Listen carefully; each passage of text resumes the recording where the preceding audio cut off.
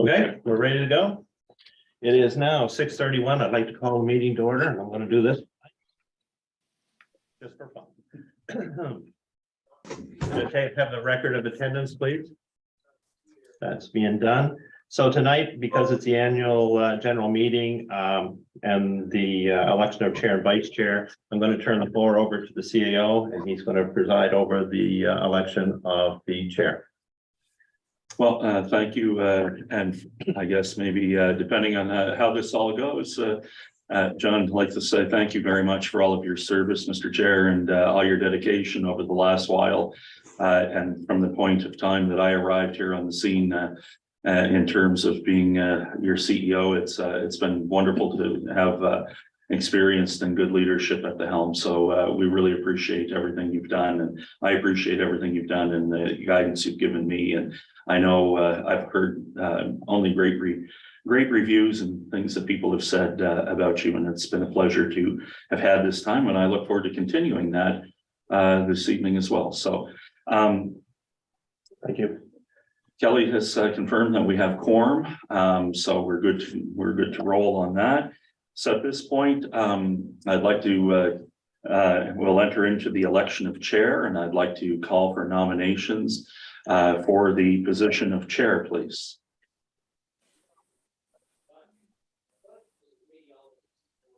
Okay, I'll nominate Judy. Okay, Dave Morrison. Mayor Morrison nominating Judy Wilson Shee. Your worship, Mayor Wilson Shee, do you accept the nomination? Yes, I do. Okay, and do we have a seconder for that nomination?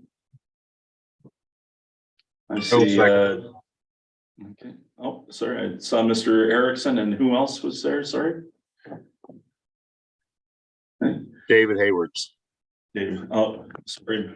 Director Hayward. We had hands and voices coming all at the same time. Okay, so seconded by Director Hayward. Is there any other nominations for the position of chair this evening? You can self-nominate as well. I would just like to add that. Is there anyone that would like to nominate themselves or nominate someone else for the position of chair?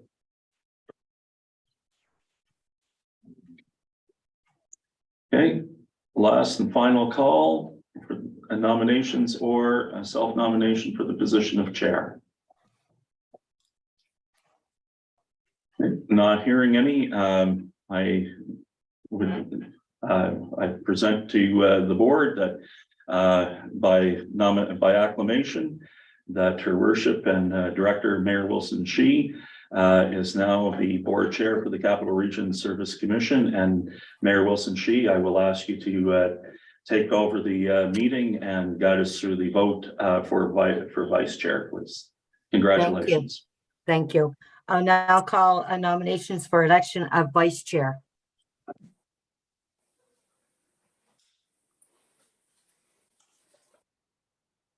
I would like to nominate John Bigger.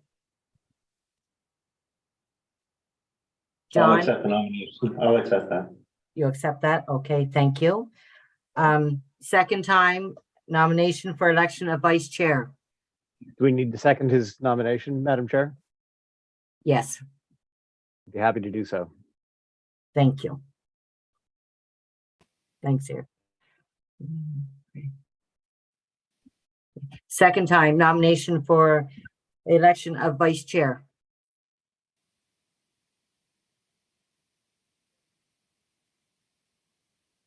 Third time nomination for election of vice chair.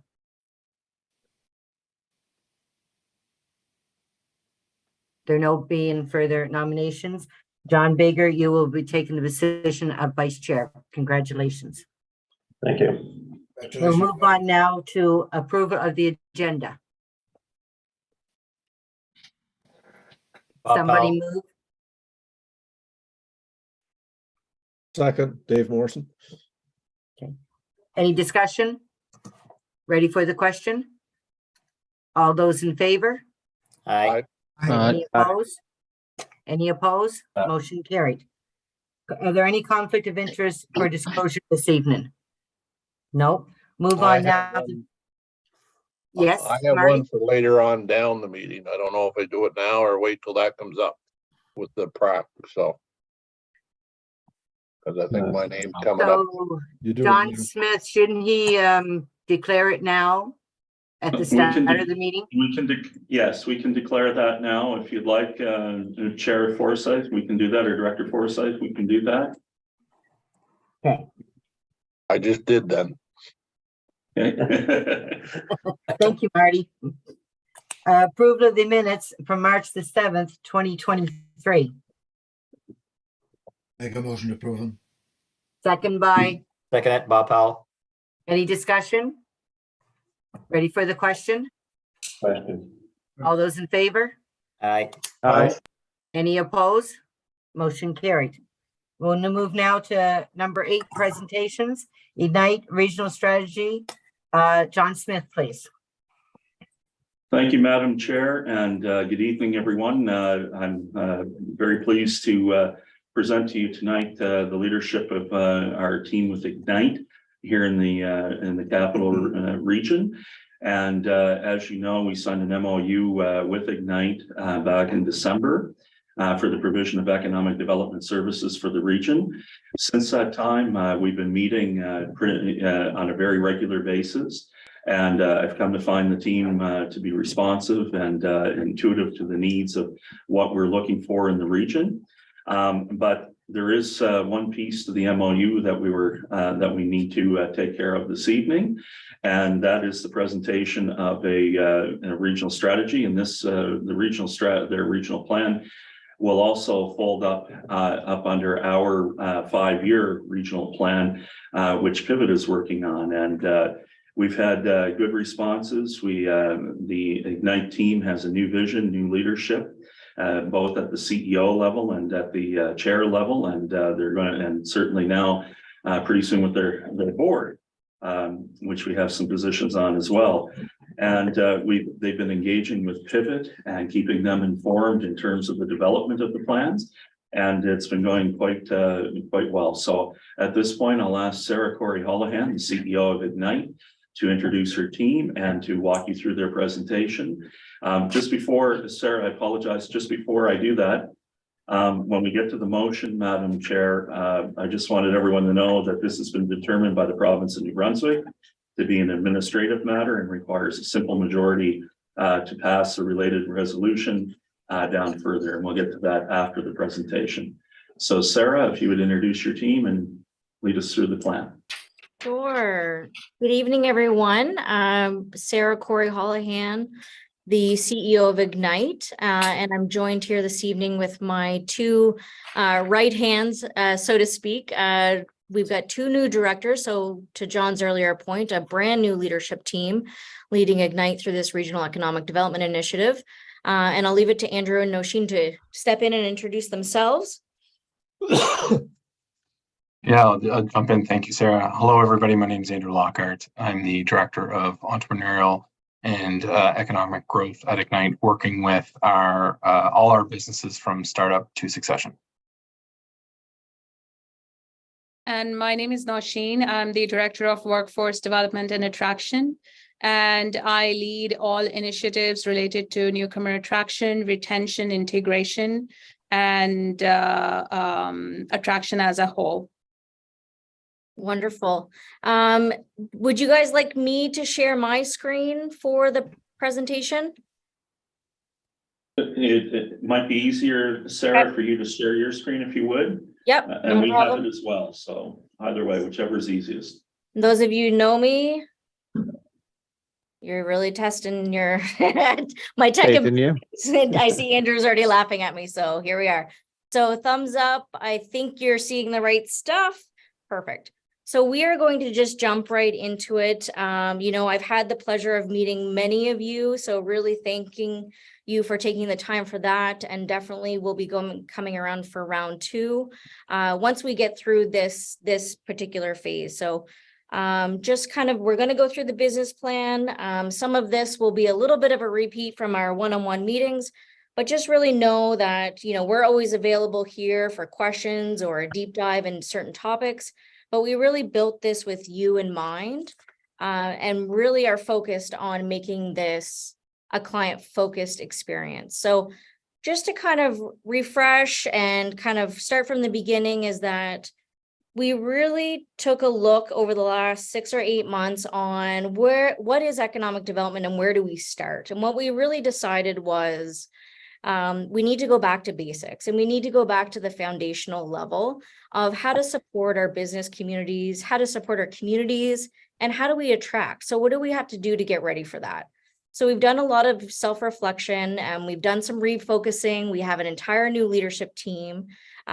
We've kind of revamped how we've approached many things, and we've really landed on 2 main focuses going into 2023. Around business growth and workforce attraction. So those are really the 2 lanes that we want to play in this year. And then from there, we'll build back out. But for us, what's really important is that everything is client-centered and client-focused.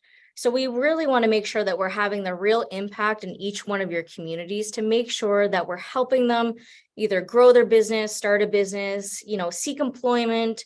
Communities themselves can access some of our resources to help leverage economic opportunities, and from there. So we really are refocusing all of our internal efforts to be a regional economic growth agency.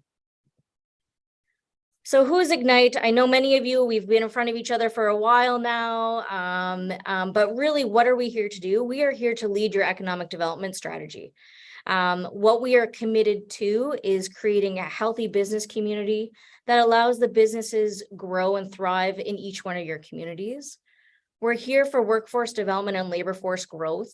We know that we need to increase the skilled population. We hear it from business owners and job seekers. There's a gap in between. We want to be that stickiness that makes that work.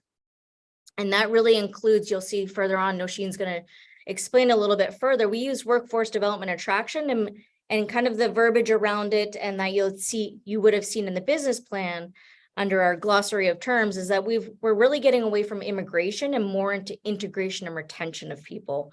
So we're really talking about people as a whole and what makes it interesting for them to stay. The third part is the blending of the 2. So the blending of what is a community offering, what are the businesses offering, what are the talent pools like, and really that's called investment readiness. So if you have all of the things that are desirable from a job seeker for a new position or for a new company to come in, we're going to help you figure that out. Some of you may already be ready to accept those companies in or those people in, and some of you may need a couple extra steps in terms of infrastructure development, and that's what we're here for. So we're here really for the business community, the job seeker, and the communities themselves. So how do we make an impact, and where will you see us? So where does Ignite play, what we call it? So where our role is really in between the intersection of entities and provincial or national organizations. We are your economic development agency.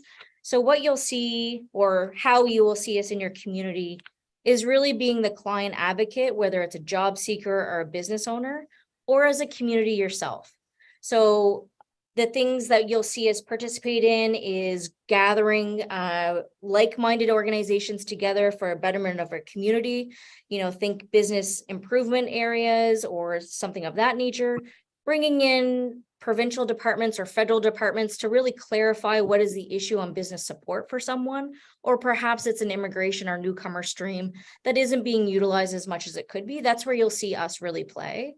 On the flip side, on where our interaction is that we are an extension of your team. So what we are is we're your economic development officer or your economic development team. So you will have designated reps within the communities that will be client facing, forward focused for your entities or your business community or job seekers. But then you'll also have contacts into the Ignite team on our resource to you. So economic analysis, stakeholder engagement, we're here as an extension of your team. So that's really where you'll see Ignite play. And then we can evolve from there. So if we start seeing trends, then let's move in that direction. But this is where we're going to start. For business growth, I'm going to toss it over to Andrew to cover this, and then Nosheen to cover workforce, and then I'm going to come back. Thank you, Sarah. A few things I want to talk to you about business growth, and you can see it right up there at the top, which is very important, is that under our business growth pillar, all businesses, all the way from startup, all the way to those thinking about selling and succession and all that matters, we are their contact for any business support. So what exactly does that mean? So I'm talking about one-on-one support. I like to call it concierge, but what that is a one-on-one support where it's consultation, asking about the business, what their challenges are, what are they addressing, how are they seeking funding, things like that, and how do we get them to the next stage where they can continue being successful, and growth, hire, and things of that matter. One of the things we do is, as we have these, we communicate with our businesses, we listen, we take into account what's going on. And if we hear enough businesses talk about, a prime example, like I said, enough businesses talking about selling their business, so they're thinking about that stuff, then we start to formulate our programming. And we start to put it together, whether it's workshops or longer term programming that is prioritize the business's challenges and helps them address them. We don't just pick random subjects that we want to, that when we say the business, you should go to this, we listen to the businesses and provide feedback. One of the big components as well is the network. And if I can focus in on one area on this one, is what we call the local market task force. This is a committee or a group of our partners, including ACOA, OMB, MyTax, CBDC, ourselves, and agriculture within the government of New Brunswick. But the members are all boots on the ground, those looking to support businesses. So instead of businesses bouncing around or trying to find the support, we not only are we communicating with each other, but we ask the business in some cases to present to that committee so they can get all the answers at once. So prime example, just about an hour and a half ago, I was picking up my son from the daycare, and I ran into a gentleman by the name of Kevin LeBoeuf. Kevin is the founder of Educated Beards. Some of you may have heard of this business. They have beard oils that they sell. We've been working with Kevin and Alicia, his partner, for a long time. Everything from supporting them with their business plan, helping them find funding, which has allowed them to grow into areas such as Australia and EU. They've utilized some of our programming in the past, and even last year is an example of when they were looking for further growth and strength. They presented to the task force, which included all those other boots on the ground partners that can help with different types of programming or funding to utilize that. So that's a prime example when I talk about the startup to succession. It doesn't matter where the business is, they call us and we provide that support for them. So I'll hand it over to Nosheen from here. Thank you, Andrew. And this segues nicely into understanding what workforce actually means for our businesses and for our communities. When we say workforce, it's actually anybody or everybody who is in the right state to work for themselves and to add value to any business, or to add value to their own families and themselves. And when we say workforce, it is a large portion of this workforce that exists in Canada, or that we expect to come into Canada is from outside of Canada. So newcomers is the largest group that make up our workforce. It also includes people who are here, our youth, our able population that is in a position to work, and it all comes together to form our workforce. It is very important to keep tabs on what sort of talent is available, what sort of talent is not available, what is needed, and what is going to be needed in the next 5 to 10 years, because that's what is going to fundamentally create our workforce pipeline. It actually goes around in a whole circle when we start with attraction of workforce from various sources. And this would include countries outside of Canada, communities outside of New Brunswick, and communities outside of the central region as well. So attraction is for anybody who would consider our region as a likely destination of choice to come and settle down. And to do that, there are various mediums that we would use. There are events that happen all across the country, all across the region, that we become part of, and we represent our businesses, and we make sure that we attract the kind of talent that is needed by our businesses. There are certain immigration programs that help us identify the right talent and also identify where that talent is so that we can do some targeted attraction.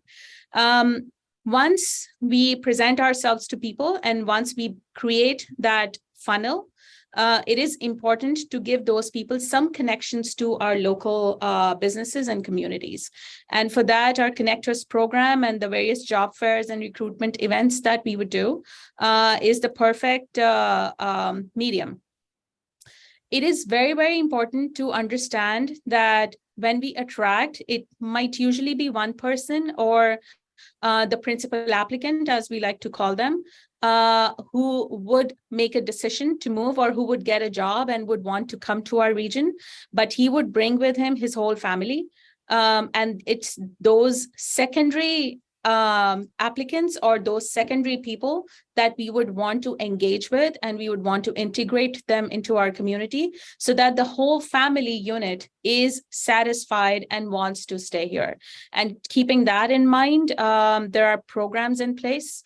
There's a women's program. There is a program for international student integration to help them integrate into our community, and having those means to integrate with jobs and making a decision to stay.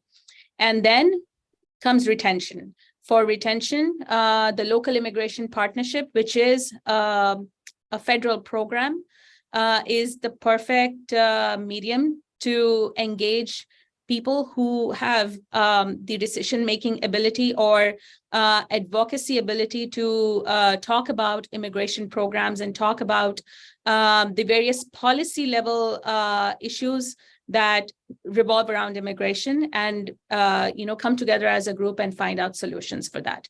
So that this whole exercise, starting from attraction to retention and then going back to attraction, it goes around in a circle, and this creates the funnel for our workforce pipeline.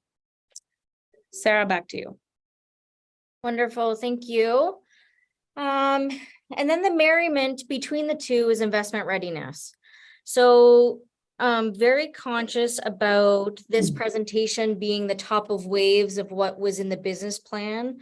And as well in the business plan, we even put a glossary because we are very conscious of sometimes we get rattling on acronyms and innuendos and terminology that is just normal day for us. So we do apologize if there's anything in there. And if there's something in the glossary that you'd like us to add, please let us know, because we do understand it's a bit difficult sometimes to follow what we are talking about because we just get so wrapped up or passionate about it, right? So so back to the presentation, in terms of investment readiness is really the merriment between workforce development attraction and business growth.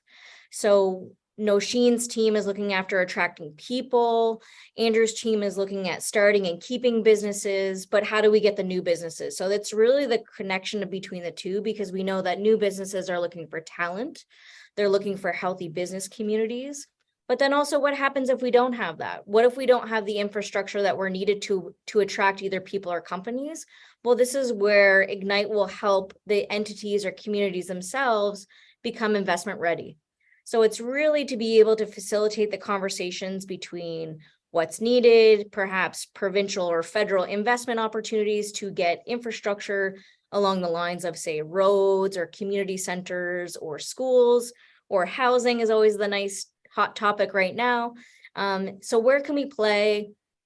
How do we provide you the data to validate some of those decisions? And how do we just overall create investment ready communities? So we've talked a lot about the client-facing team. Behind the client-facing team is the core services. So we couldn't do half of this without the foundational team behind the scenes. So we're really talking about a marketing and communications team. We're talking about human resources, office management, director of finance. So we are very well supported to enable us to be able to go out and just have these really meaningful conversations with each community member. So we most certainly don't pretend that the client facing are leading the marketing and comms. We have a very talented team that brings awareness to the impact that we do, but also helps engage. So one of the easy examples of this is on the website, the Ignite website. There is an events calendar, and the events calendar is there as an engagement tool for everyone. So whatever client that we deem that we're working with, or vice versa, you can see yourself there. So there's community events there, there's activities or conferences that we're attending on your behalf. There's programs and sessions that we're hosting and inviting the public in. So it's really a two-way street. So I encourage you to check that out, and also to provide us information of perhaps what's going on in your community. And we really use that tool. And I will do a plug for Paula, so our marketing manager. She really would love to see a huge intake for our newsletter subscription, because we do have a lot of work goes into those. We send one out every month based on the different brands, and that's where you'll really get an idea of what's coming up, what are we looking for, where are we going to be next in the next quarter, how successful was the last program. So it just kind of keeps you up to date. We will work on that in the future, but just as an immediate win, I really encourage you all. And if you've ever received an email from me, it's at the bottom of my email signature. So Paula, I made Paula happy for tomorrow, so I did my due diligence. So this is an idea, and I've had many conversations with a lot of you around, well, what is economic development, and how am I going to see it in the community? And what does it mean? And how do I put my finger on it? Well, what we've already committed to doing is these are our core deliverables for this year. This is what the team is well on our way. We just wrapped up Q1. We've got a fantastic report that we're working on already, and I will share that once it's finished. But we know that while we're going through these types of gates and conversations, we are not going to lose momentum. So we are going to keep doing what we do best. So this is on the left-hand side, you see the two pillars: business growth and workforce attraction. And these are just some of the programs that we're doing that are foundational to us as a pipeline development. So some of them are activity-based, some of them are hours-based, some of them are events, some of them are skills development. It's really a good mirage of different things, because it's built with the client in mind. It's not built with us in mind. So we are doing many different things, to Nosheen's point, for the non-primary applicant, to Andrew's point on, a compilation of one-on-one business counseling. If they consistently see a theme, well, we put together a program to lift everybody at the same time, and not just one person one at a time. So that's really where we go by. So that's what we have committed to for this year, and we're moving forward. But that doesn't mean that you don't have input. That just means that we don't want to lose momentum with what we're doing. So with the actions that we do and the things that we offer, we want to make sure that it's impactful, that it has a purpose, that it creates value for those that are spending time with us, or spending, taking time away from their business, or whatever it is. We want to make sure that we're really creating value. So you'll really see what we've committed to for this year is some regional key performance indicators that are really around job creation, increasing that labor force participation rate, really increasing those connection points, either with job seekers and employers, or employers and other employers, to learn best practices. There's a variety of different things that we're working on. Skills development is always a huge one, and that one can just be unraveled into so many different kinds of skills development or capacity building. That's for people, that's for business owners, that's for employers on welcoming new people into their companies. It's the whole gamut. So we're very versed in that. Definitely a focus on new business owners. We have the provincial seed grant that we offer throughout the province out of Ignite. We're always going to look for investment attraction wins, so we're don't worry about that. And then, of course, Nosheen's point on always being out in the public eye in terms of a national or even global international scale on attraction. So we're out constantly pushing out the regions, we're here, we're welcoming, we want to have you, like, just connect with us. So Nosheen and her team are constantly, like all day today, was on a virtual show promoting the capital region. So that's what we're really good at. That's what we work really hard at. And then the back end of the team really supports them when they land. So then you get into the job fairs, the micro hiring events, and that's kind of job seekers and business owners. So these are some KPIs that we've committed to 2023. And what the story that really gets threaded once that's complete is a really competitive regional economic value. It's being able to measure progress on our efforts and your investment. And this is just what we committed to here. This is what we know today, but to go into 2024, this is why we're here tonight. So 2024, we want your input. We want to hear in phase 3's community activation on what is important to the business community. So going back, and we're always being client-centered focused, we want to ask and listen and not tell. So we want to be able to have that runway to have those conversations. So what you'll see, we've kind of broken out our approach into 3 phases for 2023. We've completed the introduction and updates of phase 1. So we've had, quite a few meetings. We've updated all our internal processes. The website is reflective to all the entities that we represent. I really hope you've all had a chance to visit the website, and we've got another edition coming out soon that we just revised this morning at our team meeting. We've had some introductory team meetings. We've done some compliance meetings around requests for information and just kind of looking at the regional prop. So where we are right now is phase 2, mapping and planning, and we're actually at the very end of it. So this is somewhat of our final gate to get through before we really move into community activation phase 3. And what we really mean around phase 3 is getting to know your communities, getting to meet or holding business forums and bringing the business community together and asking them, how has it been? Within COVID and without COVID, how did you make out? How is talent? We all know that we're struggling to find talent and it's taking forever. Trust us, we know. We want to have open houses with the partners and the entities themselves to have our team and your team meet together and find out, what are you going after this year? What are you going after next year? What's on the horizon? How can we be of assistance to you? So those are more of the deep dive conversations that we really want to have some time over. And like, when I say time, I mean summer, because we like to move pretty quick. We like to operate as private industry does, because that's who we're serving. So phase 3, on top of those open forums and open houses and entity meetings, is really a hiring plan, because what we've heard from each one of the entities and the various meetings from stakeholders is that a dedicated resource is what you want. And it's what we also feel is the best way to provide value and impact to the regions. So we need to hire some boots on the ground. We need to hire some business development officers to work with Andrew's team.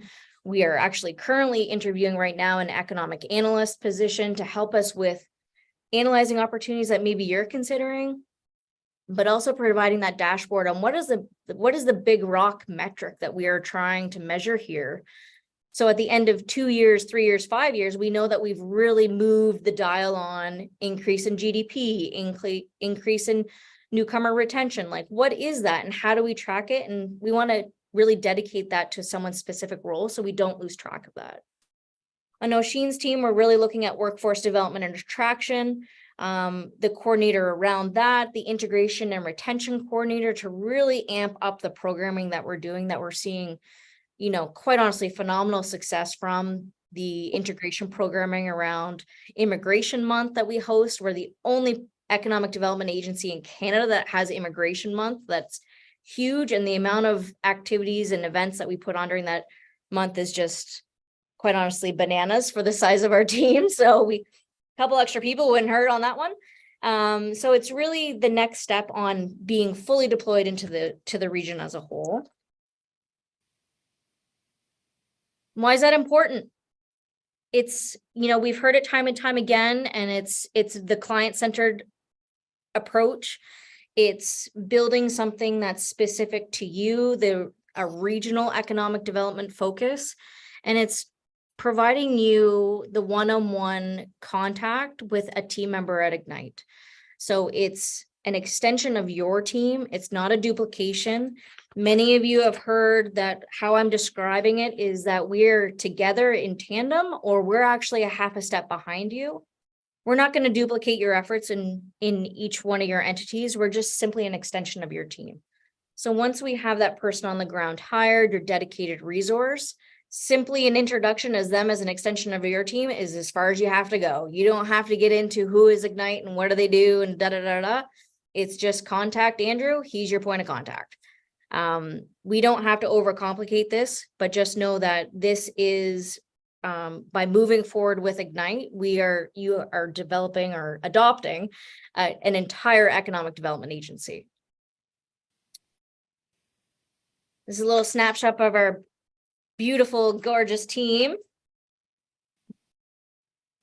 There's some extra blue people there, so in case you know of someone that would be a great fit, please refer them on. We're hiring, and we will be hiring more. And then that's it. Back over to you, John. Thank you very much, Sarah. To the members, are there any questions for Sarah and her team?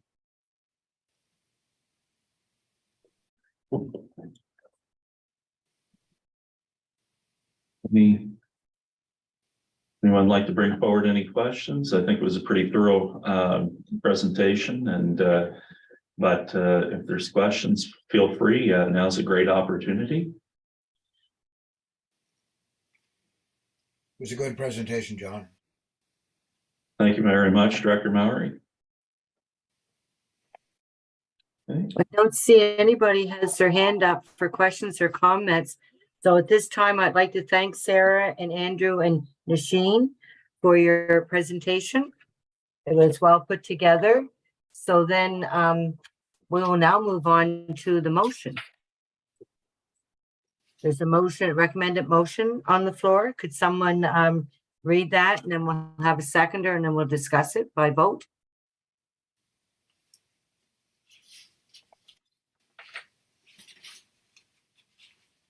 The motion was in your package. I'll move it. I move to receive the regional strategy presented by Ignite and confirm the strategy is agreeable to the board. I'll second it. Thank you. Any discussion? Ready for the question? Question? All those in favor? Aye. Any opposed? Motion carried. Thank you. And Sarah and Andrew and Nasheen, did you want to stay for the rest of our meeting? You're most welcome. Or you can bow out. I'll leave that up to you. No plan B. I feel like that's a trick question. You're more than welcome to stay. The invite is there. Yeah, no, I'll definitely stick around for a little bit. I think my teammates do have to run from prior commitments, but yeah, I'd love to. Thank you. Thank you.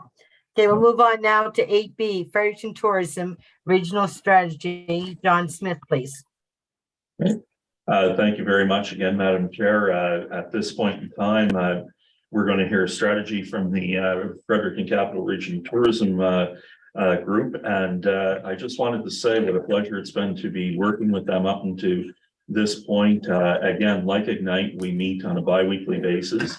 They've been very active and involved in the communities.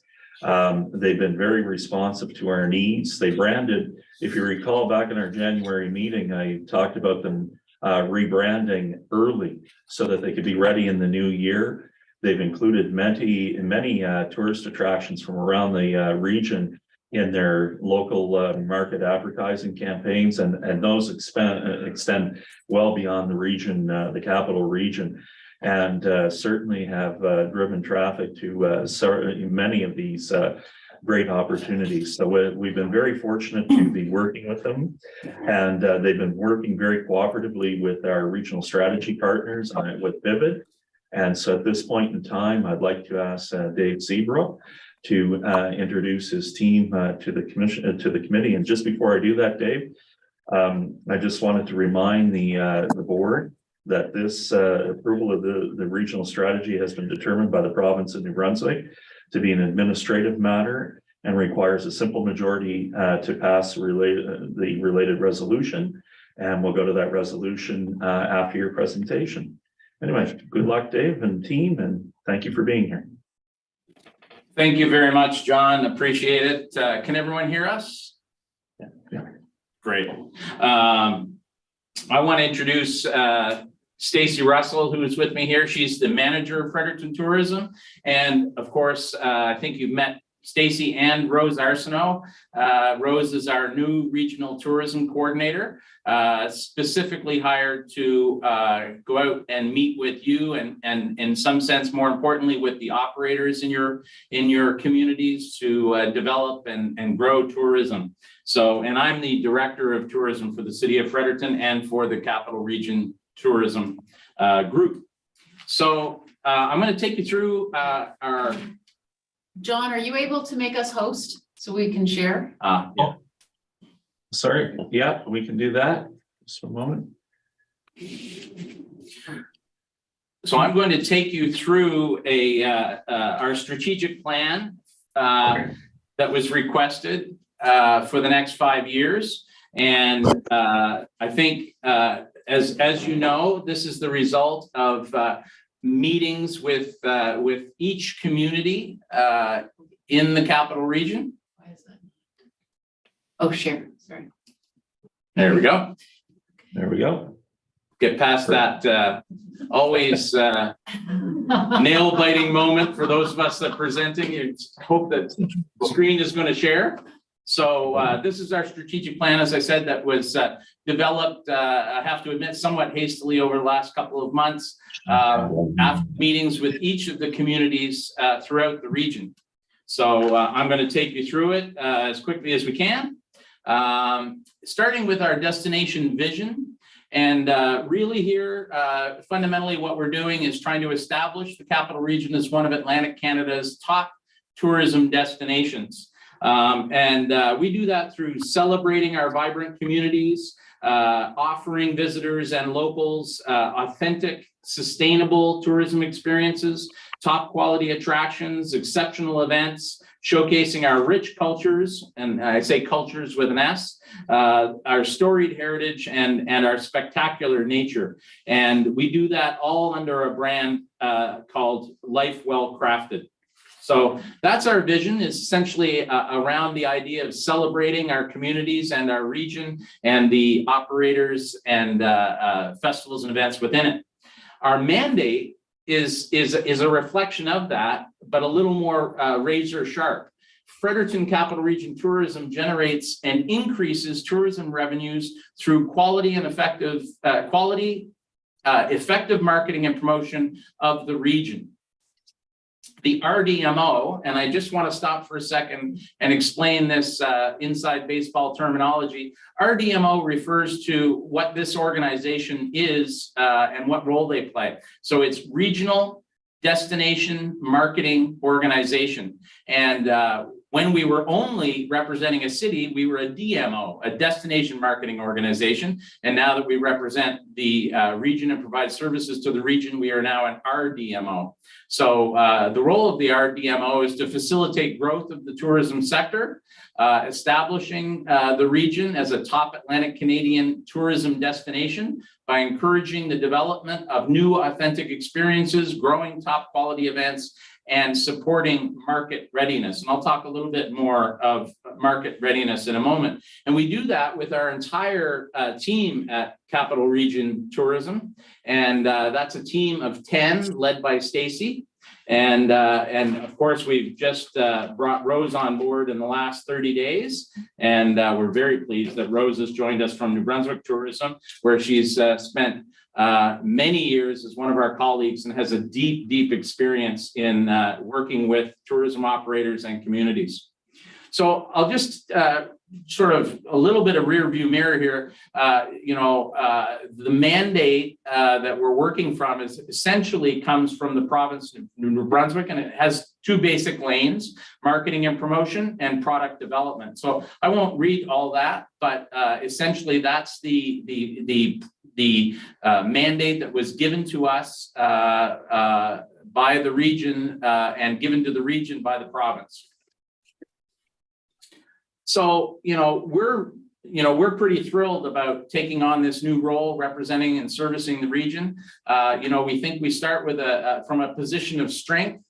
We've got some great attractions and experiences throughout the region. And quite frankly, Fredericton Tourism always worked with operators throughout the region. So we have some pre-existing relationships, and we're in the process of deepening our knowledge of each community and all the great experiences and attractions and festivals and events that are going on in our community. So we got pictures of just a few here, including Minto mountain biking, which is really becoming a regional class, if not a national class mountain biking facility, and has all sorts of potential to draw people from across the country. We've got Lakeway Houseboat Vacations. That is another experience up on the head pond that really is a leading product, perhaps in Canada. Excellent product. We have sort of a unique waterway experience with enough depth to support safe houseboat vacations. And that's not something that can happen in many communities. There's some out west, but not in British Columbia, but not many across the country. And of course, from a four-season perspective, we have Crab Mountain, and Crab Mountain, of course, just hosted the Canada Games with some of the downhill skiing and mogul skiing competitions at Crab Mountain, and certainly that's a regional draw that creates overnight visits that we all benefit from. And basically, the Woolastook, the St. John River, and all its lakes and tributaries, whether it's the Oromocto or the Nashwaak, or up on the head pond, that is an asset that we probably haven't maximized yet, and we look forward to working with all of you to really create a world-class destination attraction with all the waterways and tributaries and lakes that we have in our region.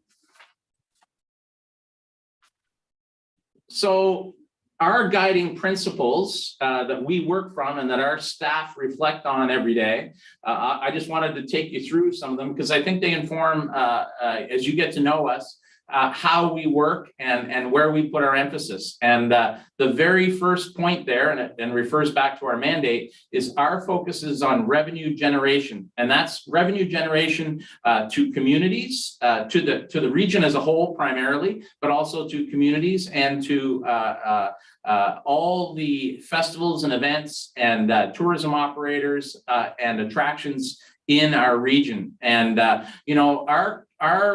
those of you that saw the presentation that I gave in before Christmas, as we were presenting the service offer, we talked about, we have a mantra in this office, and it's called Ring the Till. And it really focuses our efforts in a very razor sharp way.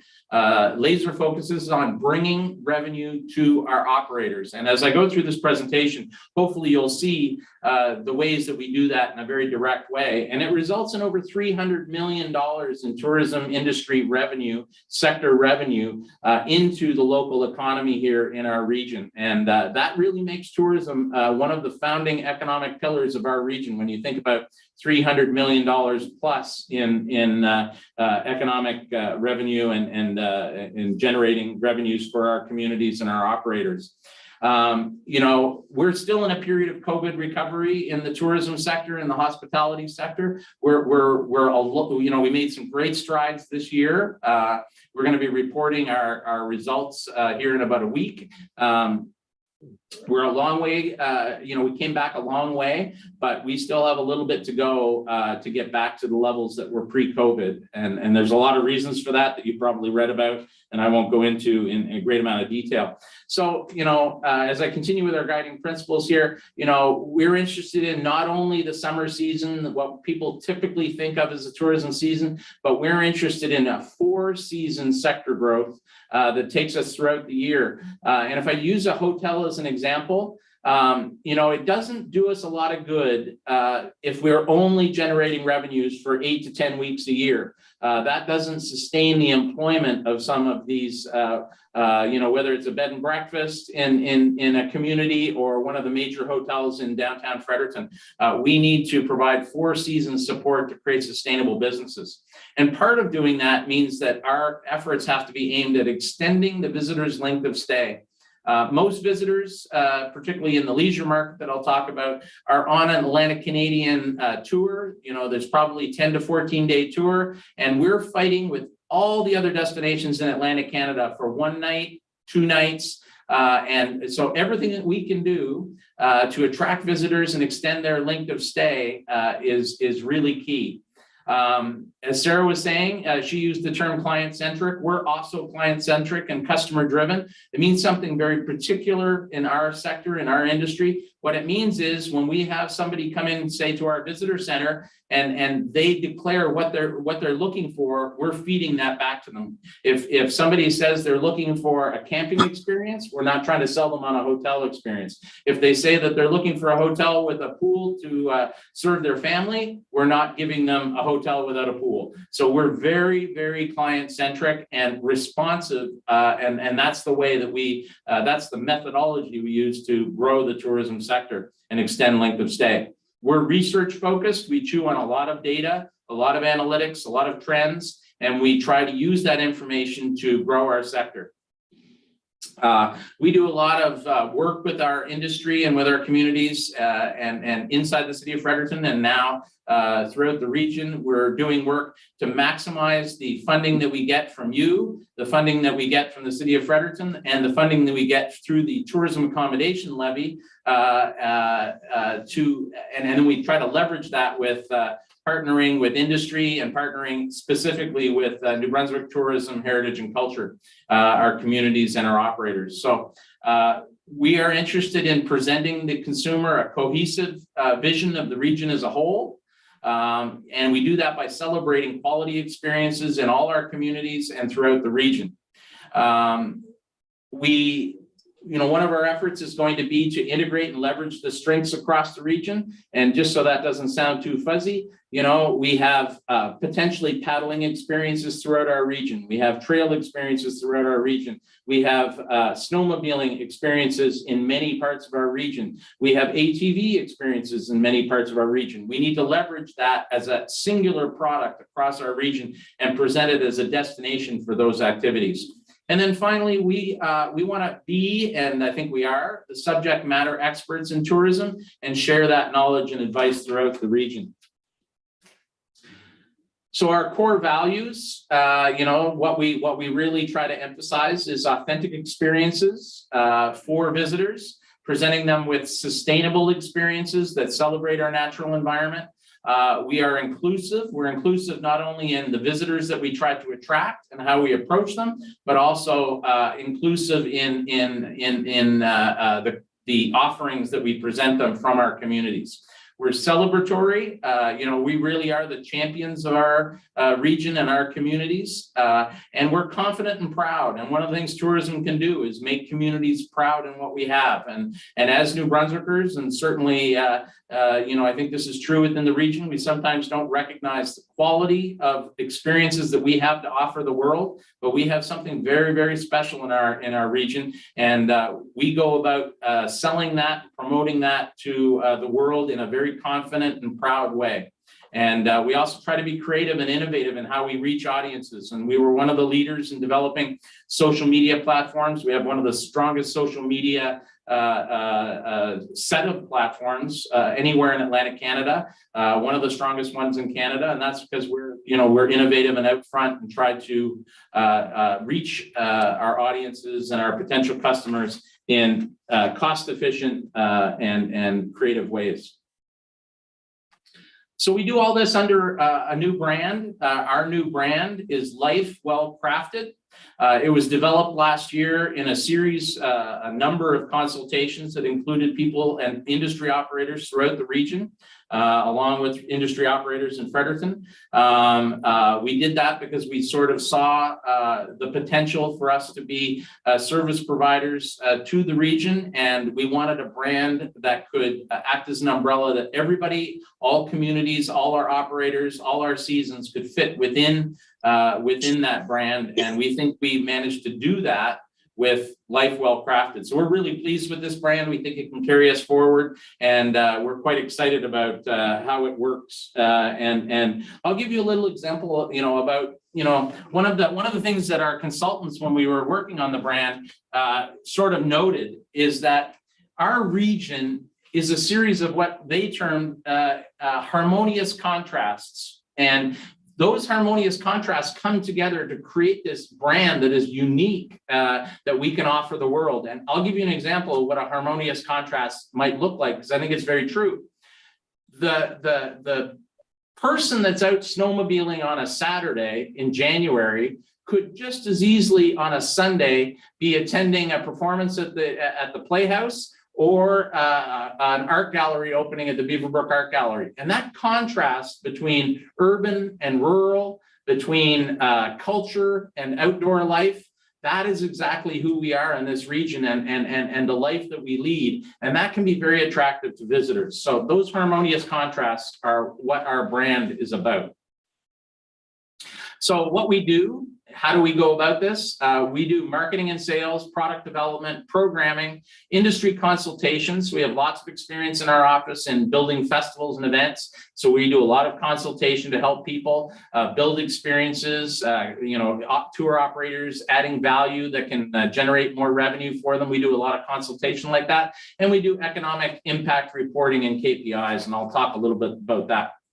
We do all this on a sector-based approach, and this is really how the tourism industry internationally, nationally, and regionally, when I speak region, in this case Atlantic Canadian, is structured. It's structured in a very specific way and has very specific marketplaces associated with each of these and lanes to travel. So there's a leisure market. That's typically what we think of, most of us, when we talk about tourism. That's when a family gets in a car and visits a destination on their summer holiday or their winter holiday. There's travel, what we call travel trade. That's really group tour, most reflected in motor coaches. So there's a whole avenue. When a motor coach shows up in our region, it's not by accident. There's a travel media lane. When, for the most part, when you see something written about our region, or a operator in our region, more often than not, that's because one of our tourism folks here have touched it and cultivated a relationship with a writer and a publication. Sport tourism is another sector we work in, meetings and conventions. We as not really a sector, but it's more of an approach. We cultivate locals as ambassadors. And I think this brings some value to the region because it also, through our social media and these platforms, circulates people within the region to attend events and attractions within the region. And then finally, market access and air route marketing is very crucial to us, and we'll talk a little bit about that.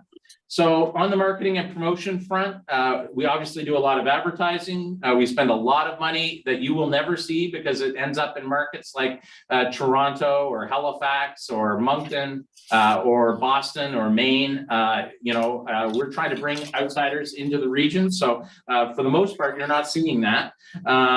We have a dedicated tourism website. In fact, we're going to launch that, brand new website. That's a regional website. We're going to launch it next week. A lot of work's gone into that over about 6 months. We have, as I mentioned, a lot of social media platforms. We have a visitor guide that we publish every 2 years. When the opportunity to become the service provider to the region came along, we abandoned our 2-year strategy, actually, and decided to print a guide this year. It wasn't in the cycle, but after that, we'll go back to a 2-year cycle. But in about a month? We'll have less than a month. We'll have a brand new visitor guide out. We're racing to get it ready for some of the spring shows that we attend. We run a visitor center out of Fredericton City Hall that we're in the process of converting into a regional approach, a regional visitor center. We work with a lot of travel influencers, a lot of bloggers and vloggers. We attend a lot of marketplaces. For instance, next month we'll be attending the Saltscapes Marketplace. We have vendors and industry operators throughout the region that are coming with us, like Lakeway Houseboats, King's Landing, Off-Grid Ales, Delta Hotel, Crown Plaza Hotel. We are going to have one of the most dominant, probably not one of them, we will have the most dominant destination presence of anyone in Atlantic Canada at that show. It's by far the biggest show in Atlantic Canada. And we go in and play to win with the dominant presence. We do major event promotion. We try to create higher visibility for major events in your communities throughout the region.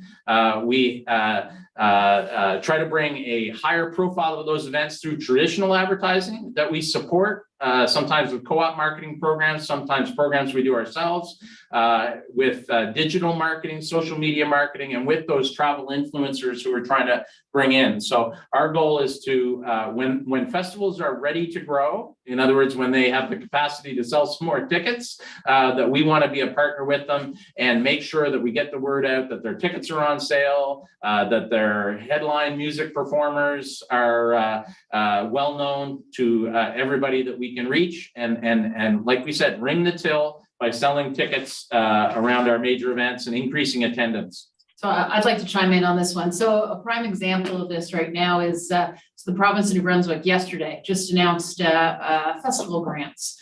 So immediately, actually, to be perfectly honest, Rose got the scoop before it was announced publicly.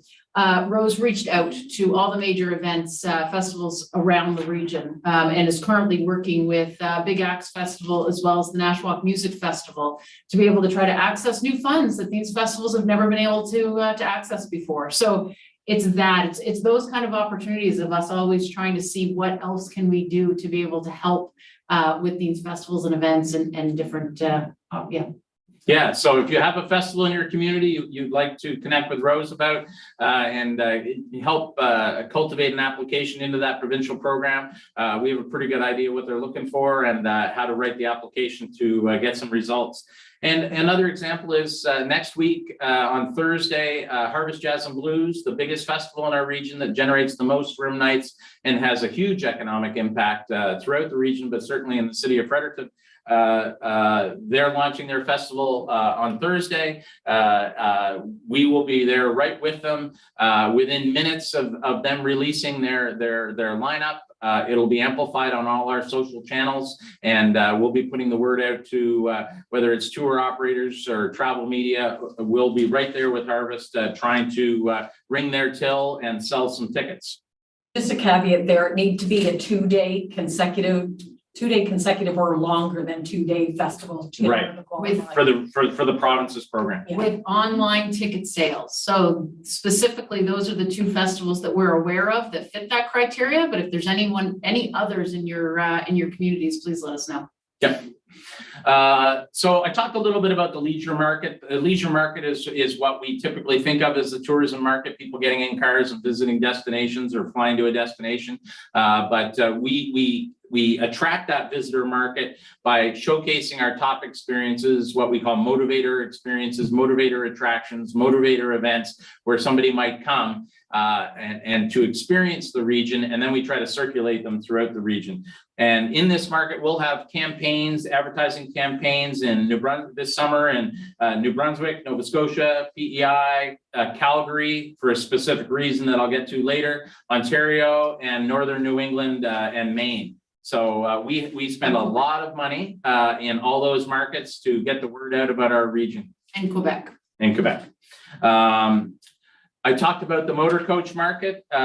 It's really a relationship market. How these motor coaches end up in our region is that we have staff, Mary Ellen Hudson in particular, who's our travel trade specialist. She's out talking to tour operators at a variety of marketplaces in Quebec, Canadian marketplace called Rendezvous Canada, run by Destination Canada, National Tourism Tour Association in the United States, a big marketplace that she goes to each year, and she talks face-to-face, one-on-one with these tour operators and tries to convince them to put Fredericton on their itineraries.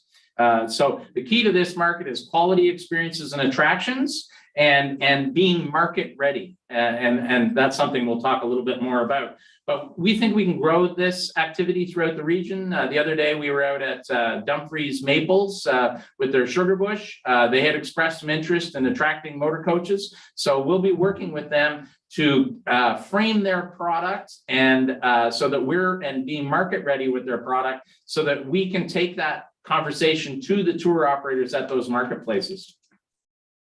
I mentioned travel media. Almost without exception, if you see something about our destination that's written in a magazine, it almost always came from us touching a travel writer or an editor. Those come again from relationships that we spend years developing, and we meet those writers and editors at marketplaces where we sit at a table face to face, one-on-one with them, and we tell them what's new going on in our region and what they might want to write about.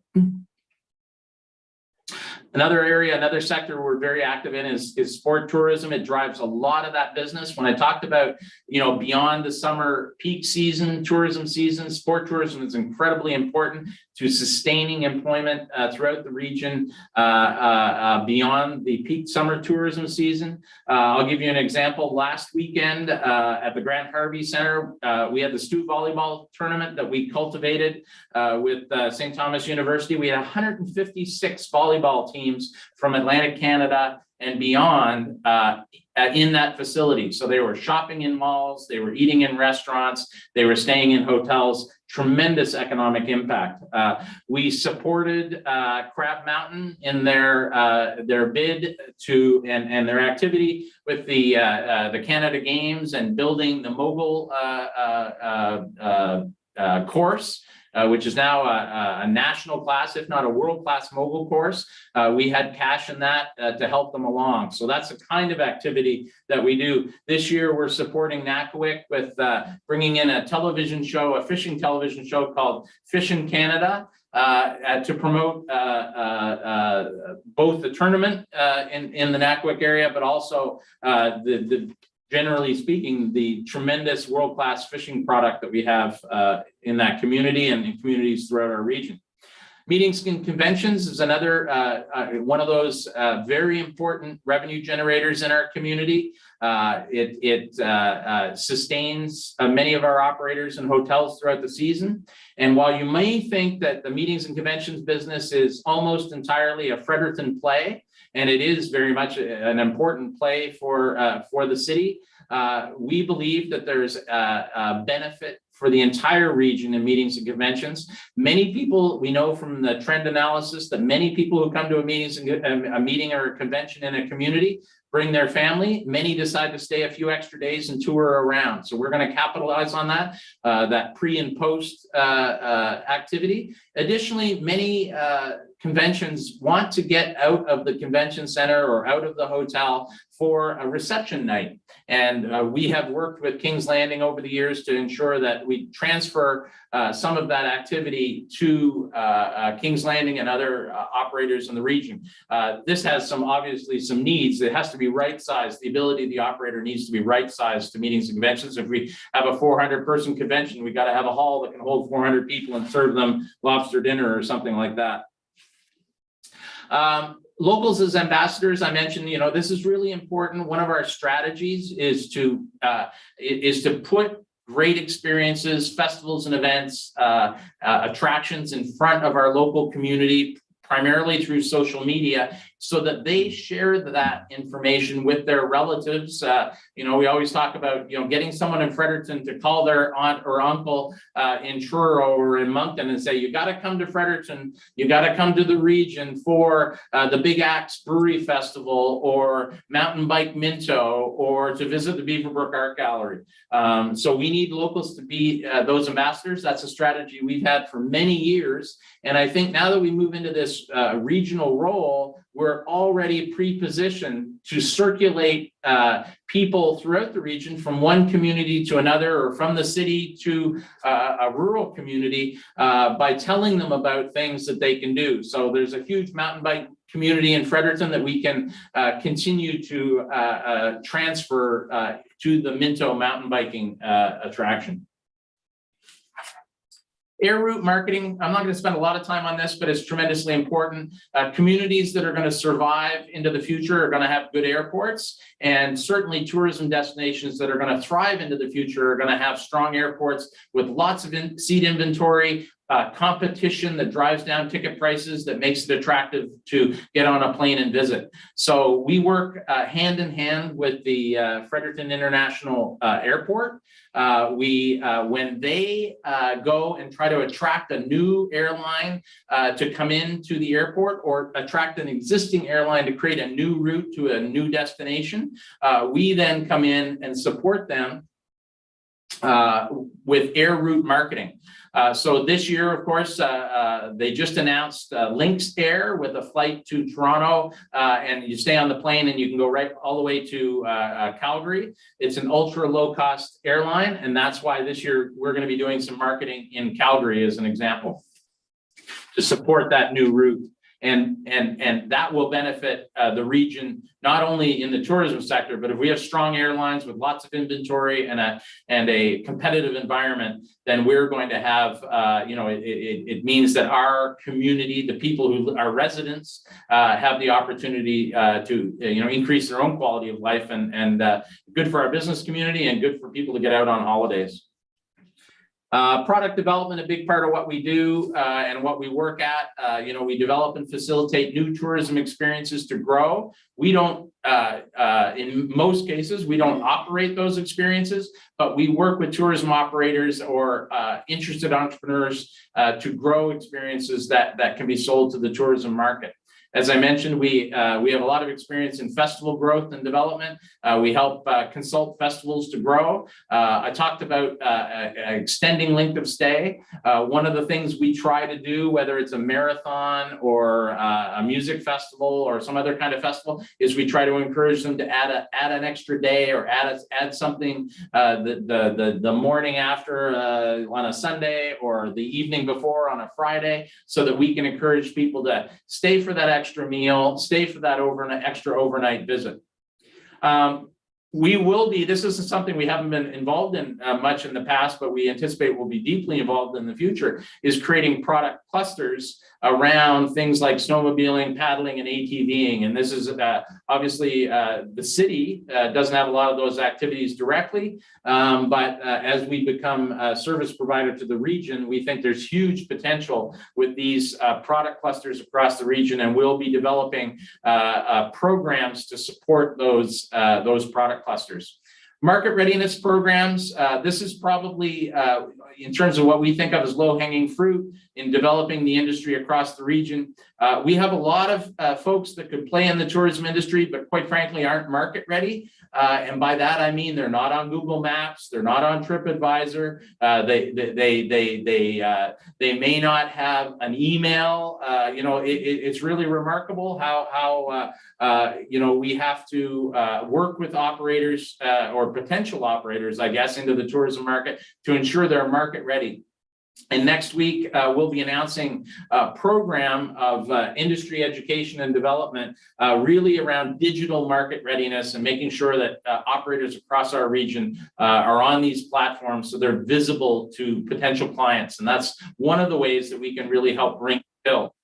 And as we mentioned in the festivals program, one of the things Rose is going to be working on with you is connecting our operators across the region to New Brunswick's New Brunswick tourism programs and provincial programs, ACOA programs, and trying to leverage the opportunity they present.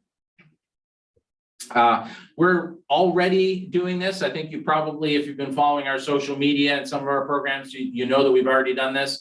You know, we have some existing programs like Frostival, Dine Around Freddy, or Taproom Trail, and the Garrison Night Market, which we're actively integrating business operators throughout the region. I'll give you an example. Frostival that we had in January and early February, we had 40 events that were outside the city, regional events that were showcased in that Frostival Winter Festival, which is now a regional festival. Dine Around Freddy, that's a program where we encourage people at the lowest time of year where our restaurants are sucking for air.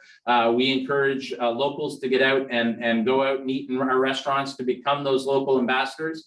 That program this year generated over 5,000 plates. So we were driving 5,000 extra meals and ringing the till of all those restaurants. And we had, you know, for instance, Entity 59 down in Harvey was one of those restaurants and saw a benefit to participating in that program, and we hope more will participate next year. The Taproom Trail, we've already got the Big Axe Brewery on the Taproom Trail, and we're hoping we're going to add at least one more regional brewery in the coming season as they develop a tap room. So I'll just very quickly, you can read this for yourselves, but you know where we plan to put our emphasis over the next 5 years. You know, some of this we've already done, establish our new destination tourism entity name, Fredericton Capital Region Tourism and the Fredericton Capital Region within the brand Life Well Crafted. We're out developing and nurturing relationships. We've already, as I said, met with every community within the capital region. And our next effort is to go out and meet with all the operators and businesses in the tourism sector in the region. Our year one goal was immediately to hire a regional tourism coordinator, so we can check that off our list. We've hired pretty much the person that we thought was the very best possible person to work in the region with her experience, Rose Arsenault, and we were just thrilled to be able to convince her to join us. I mentioned the visitor guide will be out in a month and adding more regional assets this year, and we will be completely reforming the visitor guide over the next year as we head into that next 2-year cycle to be even more reflective of the region. We had to do it on the run this year because we print in March, April. We're creating a database. This is a little inside baseball, but we need to have everyone in our database. And so there's a lot of work to be done to get every contact that we can across the region, from the tourism operators, the attractions, the festivals, the experiences. So I think, you know, really we want to identify some of those product clusters. You know, we were shorthanding it a little bit with snowmobiling and ATVing and paddling and fishing. We think those are some obvious ones, but we'll be talking to communities and operators and what clusters have potential this year, and then we'll be developing them in future years. And a big part of what we're going to do this year is setting ourselves up for the future, which is digital asset collection. We need a ton of photos and videos, and we need to learn the stories throughout the region, and we'll have people out doing that all summer. So we're spending a lot of money this year developing videos and shooting a lot of photographs of attractions and tourism assets throughout the region. We'll have a couple of new videos this year. And as I said, we'll be launching a market readiness program and expanding our visitor center. Just want to take a moment and talk. I think it's sort of obvious at this point, but the role of our dedicated regional tourism coordinator, Rose Arsenault, is really to tie the region and all its businesses and communities into the activities of the DMO, the Destination Marketing Organization. she's out, she's going to be the one fostering and developing relationships with tourism operators and communities, ensuring that they're represented in all our social media. When a festival is about to launch its ticket sales, that she knows about it and that she's making sure that we're promoting it. So basically, she's the connective tissue between the region and Fredericton Capital Region tourism. In year two, a lot of that sort of foundational work, collecting assets, considering what potential clusters there are, we move into more of a development cycle. We'll be expanding our regional web presence over the course of the year. We're launching the website next week, but that will continue to grow and expand, particularly on the regional side. We'll be facilitating new tourism experiences, developing those product clusters, making sure they have a web presence, developing marketing campaigns around them. A lot of work, a lot of legwork in developing those so that they're market ready, so that we can present them to the world and generate that tourism traffic.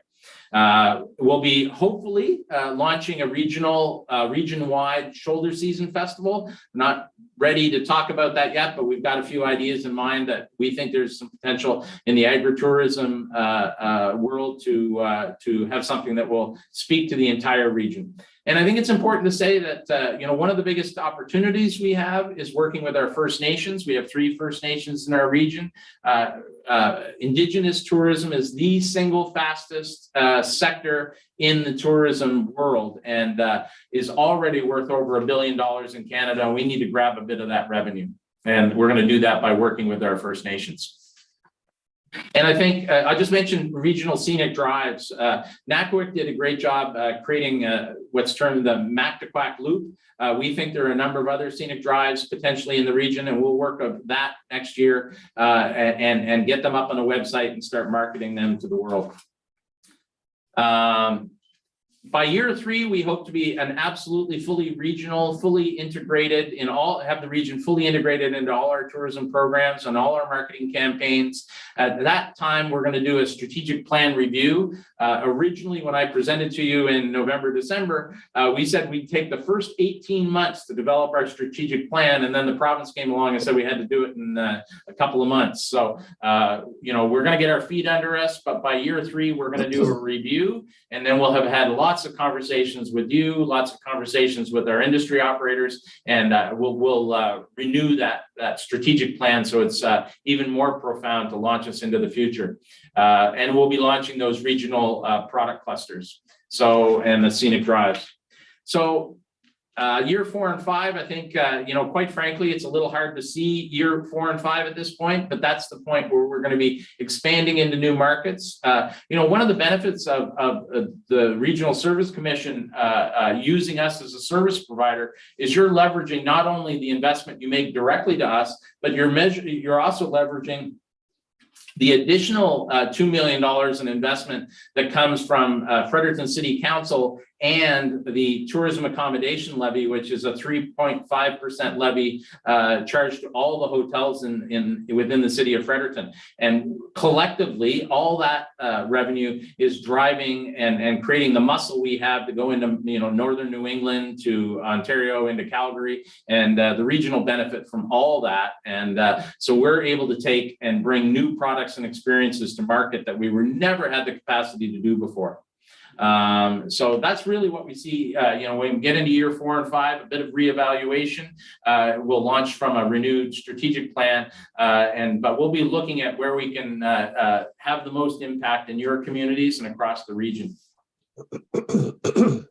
And then finally, we're very serious about how we measure our impact. We're going to be looking for ways that we can directly report on impact to your communities. We're going to need your help on that. If we're going to help try to grow festivals and increase attendance or visitation to attractions, we're going to need help from communities. We're going to need help from those attractions to report those. We can only report the information we're giving, essentially. But we also, through some third-party economic assessments that we'll be reporting next week on Thursday, whether it's monthly hotel reporting or total economic impact of the tourism sector across the region. We do that through third parties that we hire consultants to help us give us third-party reports.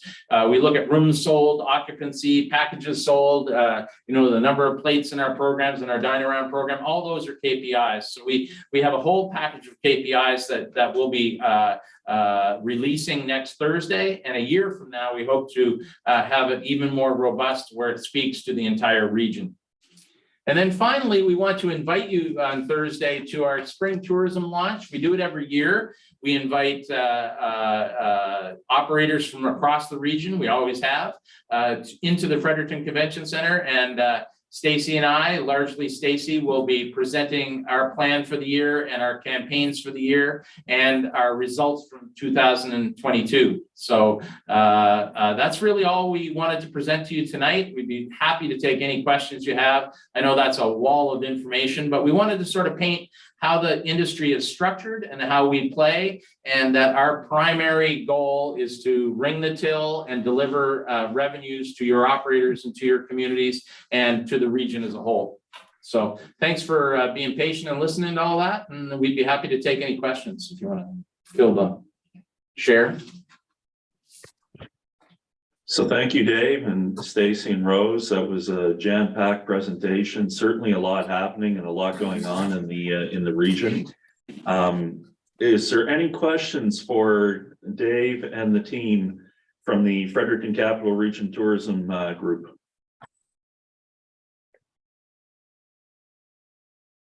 Any questions? Okay, not hearing any. Madam Chair, I'll turn it back to you. But Madam Chair, just in the motion, if we could, on the recommendation of the motion, I would just, the motion says to move and receive the regional strategy presented by, I would just say that we should have Fredericton Capital Region Tourism and to confirm the strategy is agreeable to the board if that's acceptable. So I'll turn that over to you, Madam Chair. And we'll move forward. Thank you to Dave and the team. That was a very informative presentation. Thank you. First, I'd like to thank Dave, Stacy, and Rose. Excellent presentation. And just so you know, I registered late this afternoon to attend the spring tourism launch. So could I have a motion on the floor, please? And then I'll need a seconder. Okay, motion to receive the Fredericton Capital Region Tourism 5-year strategic plan. Dave Morrison. I'll second. By Derek. Any discussion? Ready for the question? All those in favor? Aye. Aye. Any opposed? Motion carried. Thank you once again, and we are going to move on because we do have a lengthy agenda this evening, but Dave, Stacy, and Rose, you're certainly welcome to stay for the rest of our meeting. I'll leave that up to you. Thank you very much. And anytime you want to call us and talk to us, either Stacy and myself, and in particular Rose, we're here to help. Excuse me, Madam Chair, we need Yes. to, can you make us the host again, please? Okay. Pardon me? We need them to make us host again, please. Dave, Stacy, could you make us host, please? Sorry, don't mean to jump in there. Before we jump out, Yeah. you stranded. Yeah, Exactly. We don't have to And- restart the meeting. And I made the boardroom host, is that correct, John? Yes. Yes, okay, Yes. there we go. Okay, thank you. Thank you very much. Thank you. Okay, we'll move on now to the committee reports. The audit committee, Director Mallory, and then there'll be a motion followed by a presentation by McMillan, Lawrence, and Lawrence with Darren Lawrence and Ross Craig, and then there'll be a motion. So I'll turn it over to you, Director Mallory, please. Okay, thank you, Judy. Audit Committee report, April 4, 2023. Audit Committee met on March 23rd, 2023. In attendance were myself, Dale Morey as chair, Judy Wilson-Shee, vice chair, Derek Peedwell, Robert Powell, David Duplessis, John Smith, CEO, Don Fitzgerald, ED, Mary K. Langton, CFO. The meeting was called to order by the chair at 12:02 p.m. The audit committee has met on 2 occasions with respect to the presentation of the review of the draft audit statements that are being presented to the board at this annual general meeting. The first meeting was reported to you during February board meeting and dealt with the presentations of the audit. At the meeting on March 23rd, 23, we received the results of the audit with McMillan, Lawrence, and satisfied ourselves that the process and draft statements were appropriate. Attached for your information is a copy of the accountant's management letter, audit findings letter, as well as the draft audit report. You will note in their correspondence that in all cases, they did not find any weakness in our system, having any disagreements with management, nor encountered any significant difficulties. And an in-camera session with the accountants was held, which did not include staff. That session did not reveal any issues with which we should be concerned. Finally, we reviewed the staff report from the executive director recommending the appointment of the auditors for the fiscal year 2023. The committee endorsed the recommendations, and the report will be presented to you as item 10 later on in the meeting. There being no further business, the meeting adjourned at 12:45. I'm going to read that motion. First one, I move that the board receive the report of the audit committee dated April the 4th, 23. Second by, I'll second it, David. any discussion? Ready for the question? All those in favor? Aye. Aye. Any opposed?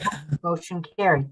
Thank you. Now we'll turn it over to Darren Lawrence and Ross Craig to go through the financial statements, and then we'll need a motion at the end. Welcome. Hello, folks. Thank you very much for having us here tonight. As mentioned, my name is Darren Lawrence. I'm a partner with McMillan, Lawrence for those that do not know me.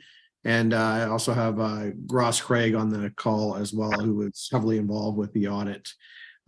So what I'll do here tonight is take you through the draft financial statements for the year ending December 31st, 2022. These statements will remain in draft until they get approved by the board. So can I share my screen here? I'm going to try sharing my screen. Okay, let's see.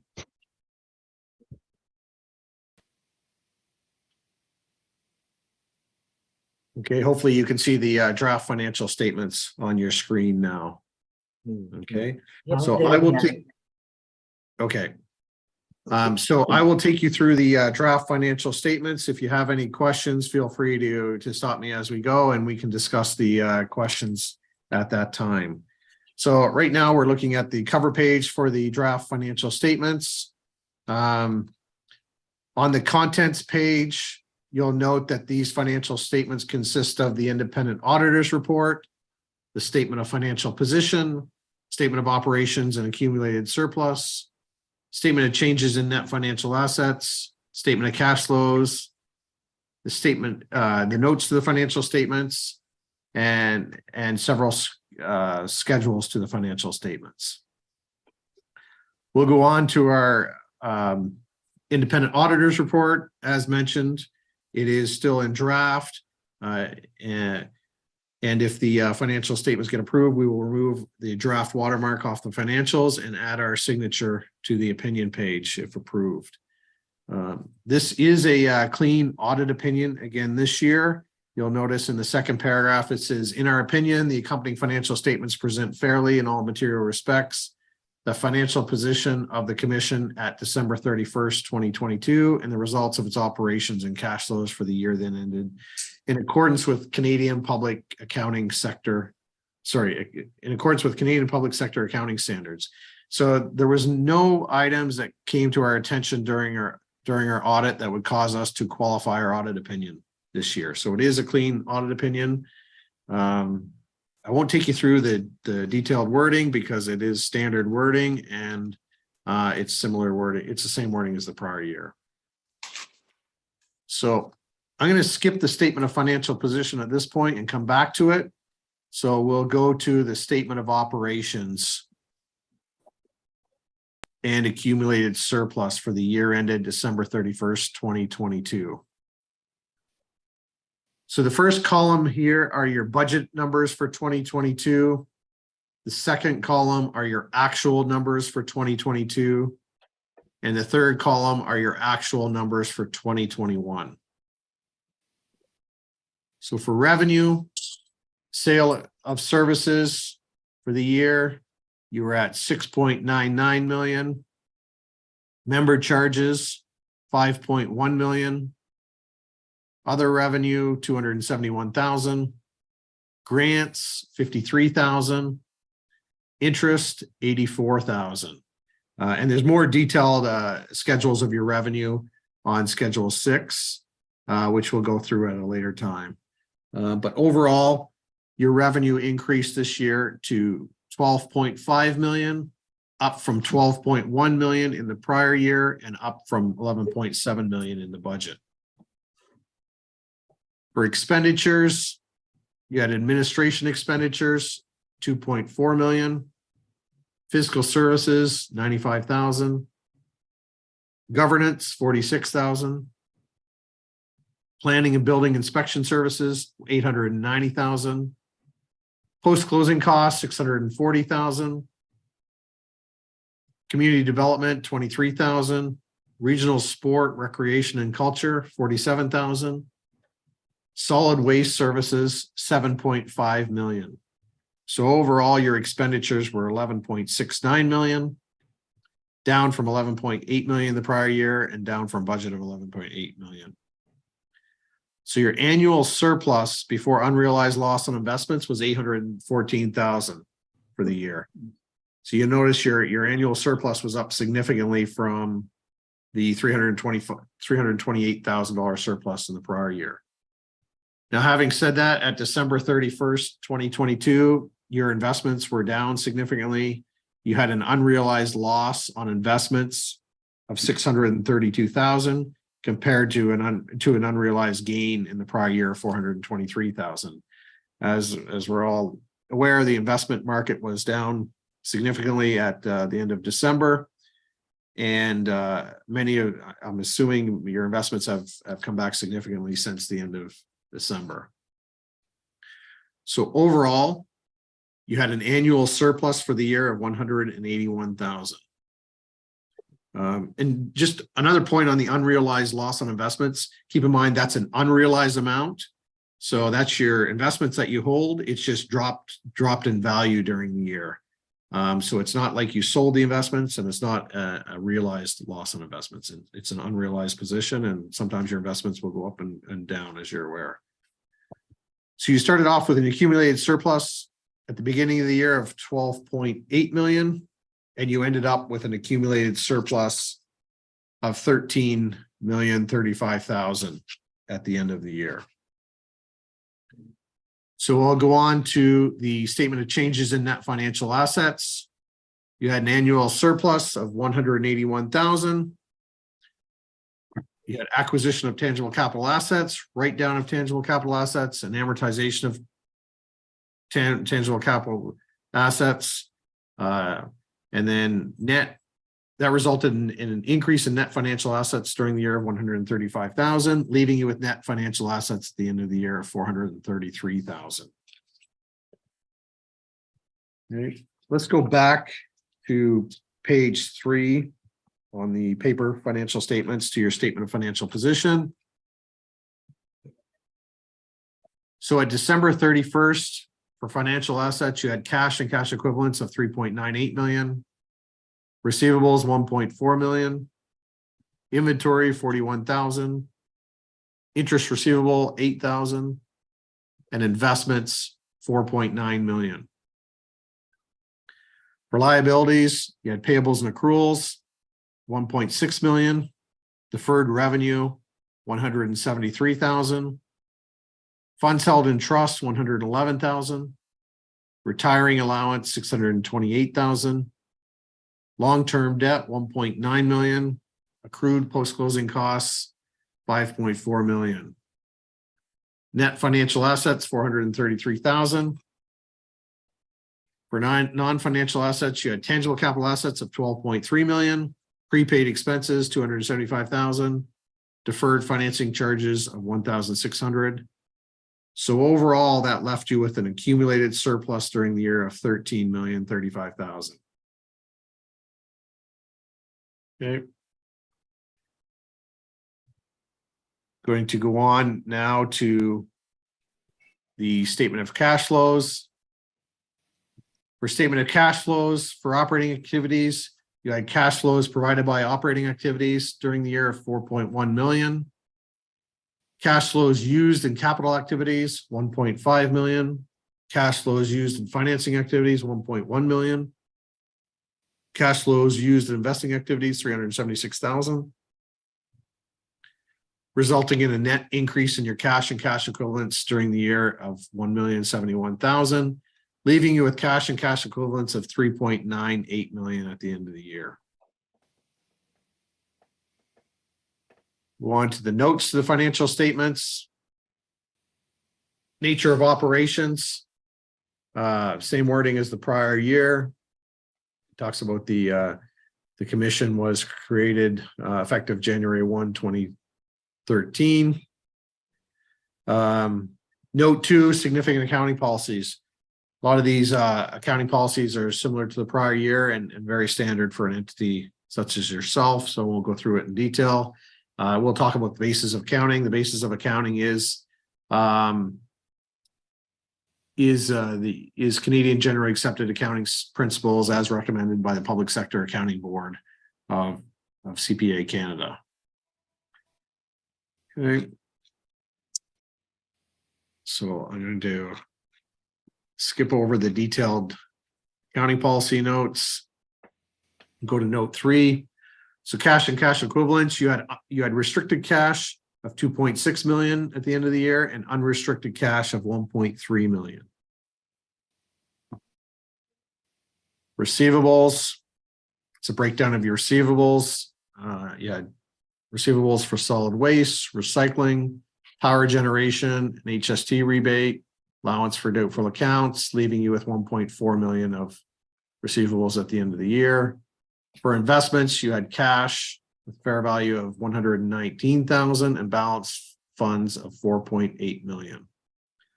Note 6, accrued post-closing costs. During 2022, the commission completed a comprehensive review of the landfill site and a new post-closure analysis was completed, resulting in an increase of 361,000 to the post-closure liability. The accrued liability for post-closing costs has been determined based on an estimated post-closing cost of 658,000 per year in future dollars for a period of 30 years commencing in 2057. Post-closure costs are discounted at a rate of 4.84% less, at a rate of 4.84% for a current estimate of $28.6 million required by the end of 2056 to fund post-closure expenses. At December 31st, 2022, the capacity of the landfill has been estimated at 4.4 million metric tons, of which 2.7 million metric tons remains unused at December 31st. At December 31st, 2022, the estimated post-closure liability is 5.4 million, of which the commission has funded with cash and balance funds with a cost of 4.5 million, with a market value of 4.9 million for a deficit of 516,000 based on market value. We go on to note 7. This is a schedule of your debentures. Some are due in 2023, some are due in 2024, 2025, and 2026. We'll take you through some of these other notes for the sake of time, and they're less significant. So I will point your attention to note 16. We do have a subsequent event note. It just says Regional Service Commission 11 became the Capital Region Service Commission effective January 1, 2023 by legislation of the province of New Brunswick. That is a new note this year. Schedule 1, this is a schedule of your tangible capital assets. The top part of the table is your cost balances for the assets. The middle part of the table is your accumulated amortization, and that leaves you, then you come down to your net book value of tangible capital assets. That's broken out by land improvements, buildings, machinery and equipment, vehicles, electronic equipment, furniture and fixtures, and then you have your total for the year. And at the bottom of the table, it's further broken out by local planning assets, landfill assets, recycle assets, and power generation assets. So overall, for 2022, at the end of the year, you had local planning assets with a total net book value of 23,000, landfill assets with a net book value of 7.2 million, recycle assets with a net book value of 2.1 million, and power generation assets with a net book value of 2.8 million, for a total of 12.3 million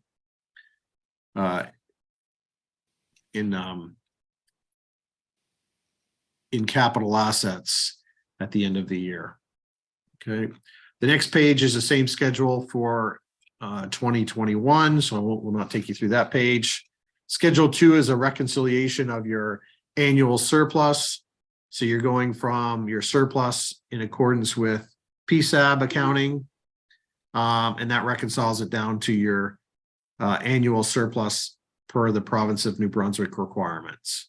And that's broken out by your different funds. Okay. So there's your annual surplus for your different funds at the very bottom, according to the province of New Brunswick requirements. Again, I won't take you through this schedule in detail.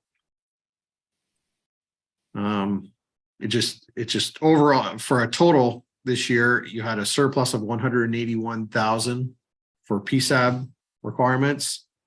But according to the province of New Brunswick, you had an overall surplus for their reporting requirements of 1.8 million.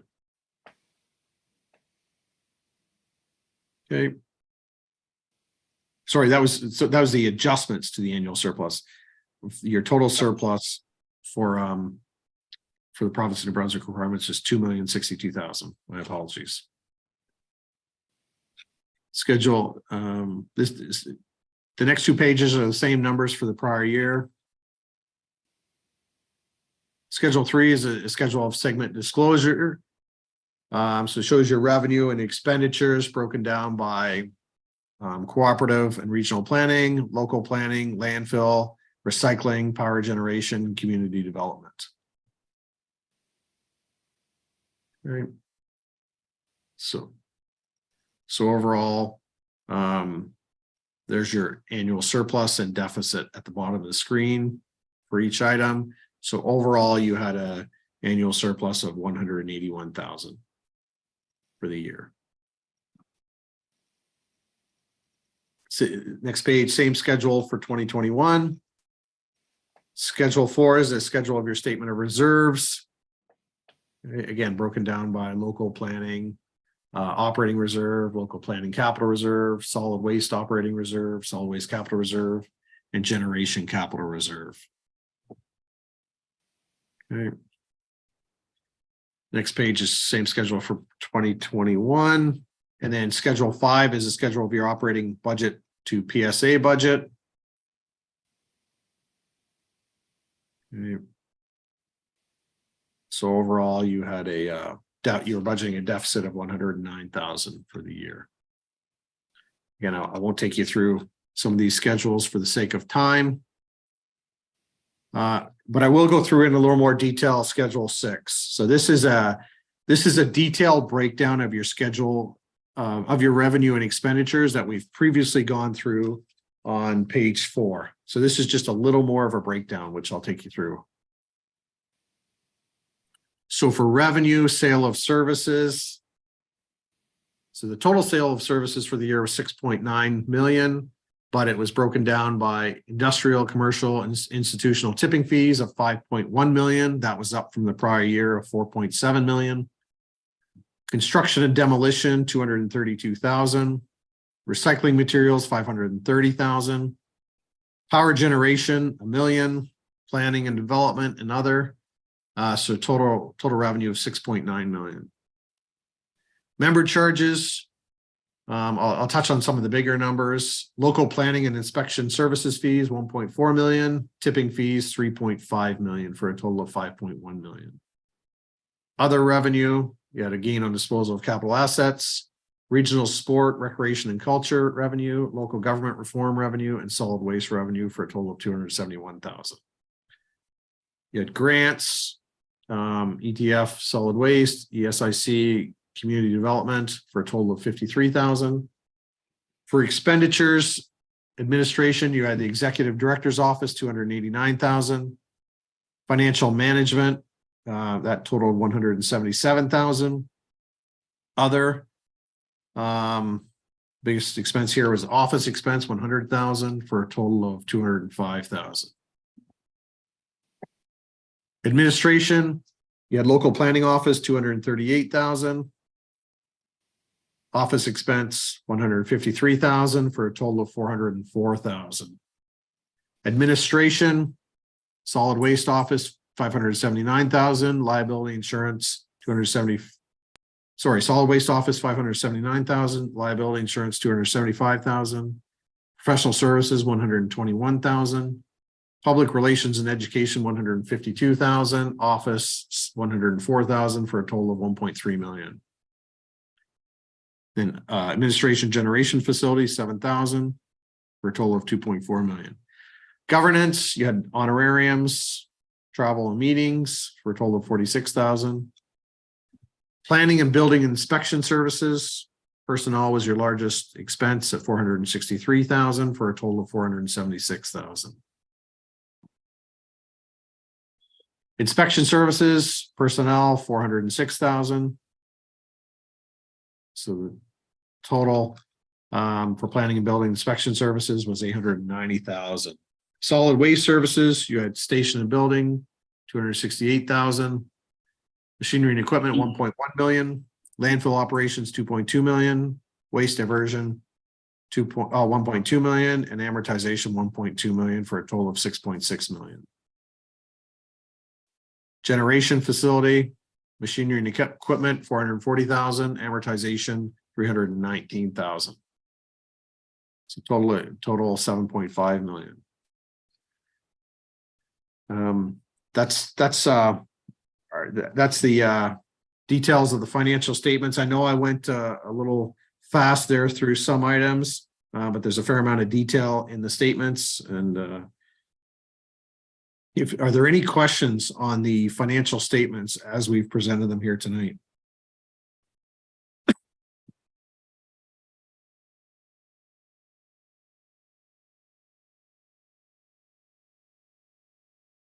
John, do you see anyone's hand raised?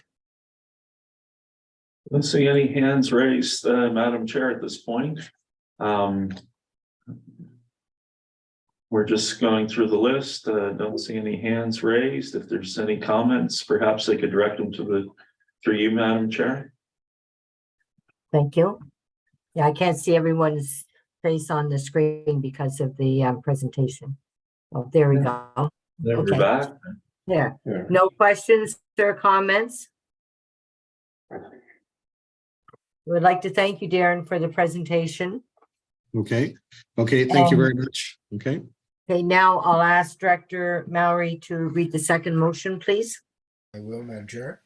I move that the board receive and approve the December 31st, 2022 draft financial statements of Regional Service Commission 11.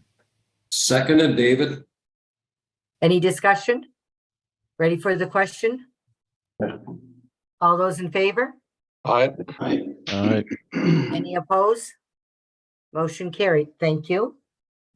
Thank you once again for the presentation.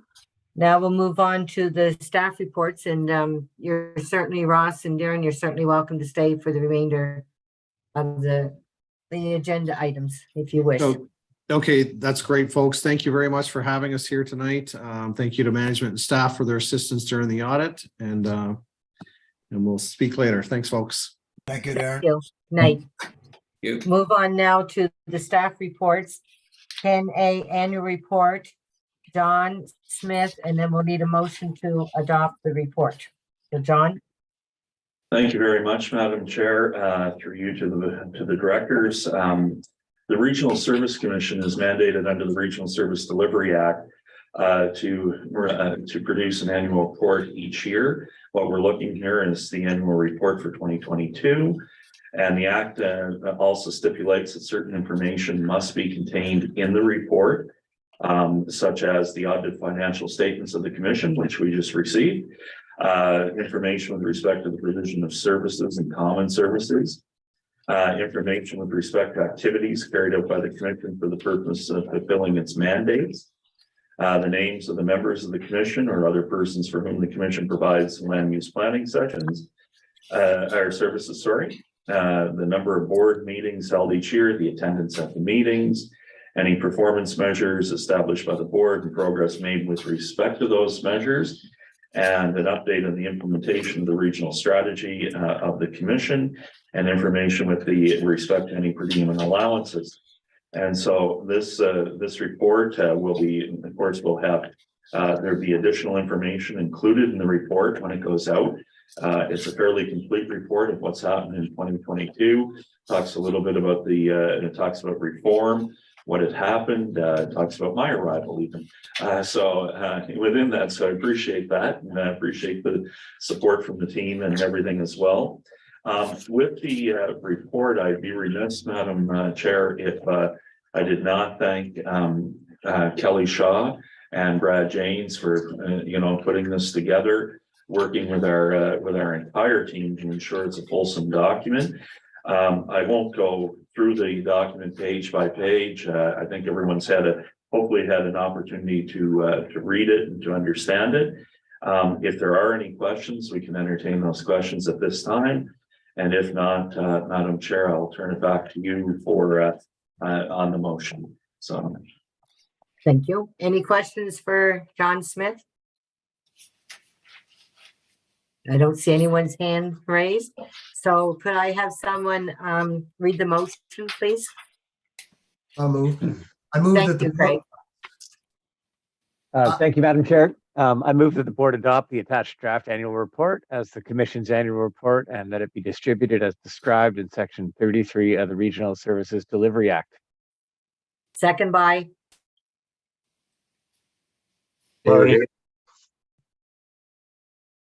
any discussion? Ready for the question? All those in favor? Aye. Aye. Any opposed? Motion carried. Thank you. Number B, the auditor appointment. Don Fitzgerald, please.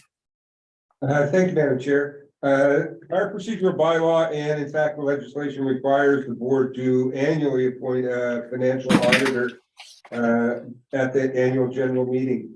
And I note that this is an administrative item and requires only a simple majority to pass. We're in what can be a unique position in that we use two different accounting systems. Our budget is drawn using the municipal accounting standard, as our monthly operating statements. But as you saw tonight, our financial statements are prepared in accordance with the Public Sector Accounting Board. I guess I say that to identify that experience with municipalities is a good thing with your auditors.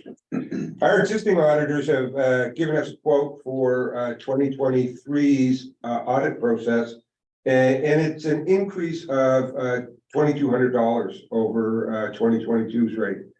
Staff have reviewed this, and we think that this is a very good quote, very much in our favor, given the fact that we are going to be operating 4 or 5 new separate funds in 2023. We have really two options here. We can appoint Millen, Lawrence and Lawrence, or we could receive alternate direction from the board. Staff's recommendation is that we reappoint McMillan, Lawrence and Lawrence to be the auditors of the Capital Region Service Commission for 2023. And I'd be happy to respond to any questions that the directors may have, Madam Chair. Thank you. Are there any questions? So if we are going with the recommendation of staff, I would need a director to read the motion, please.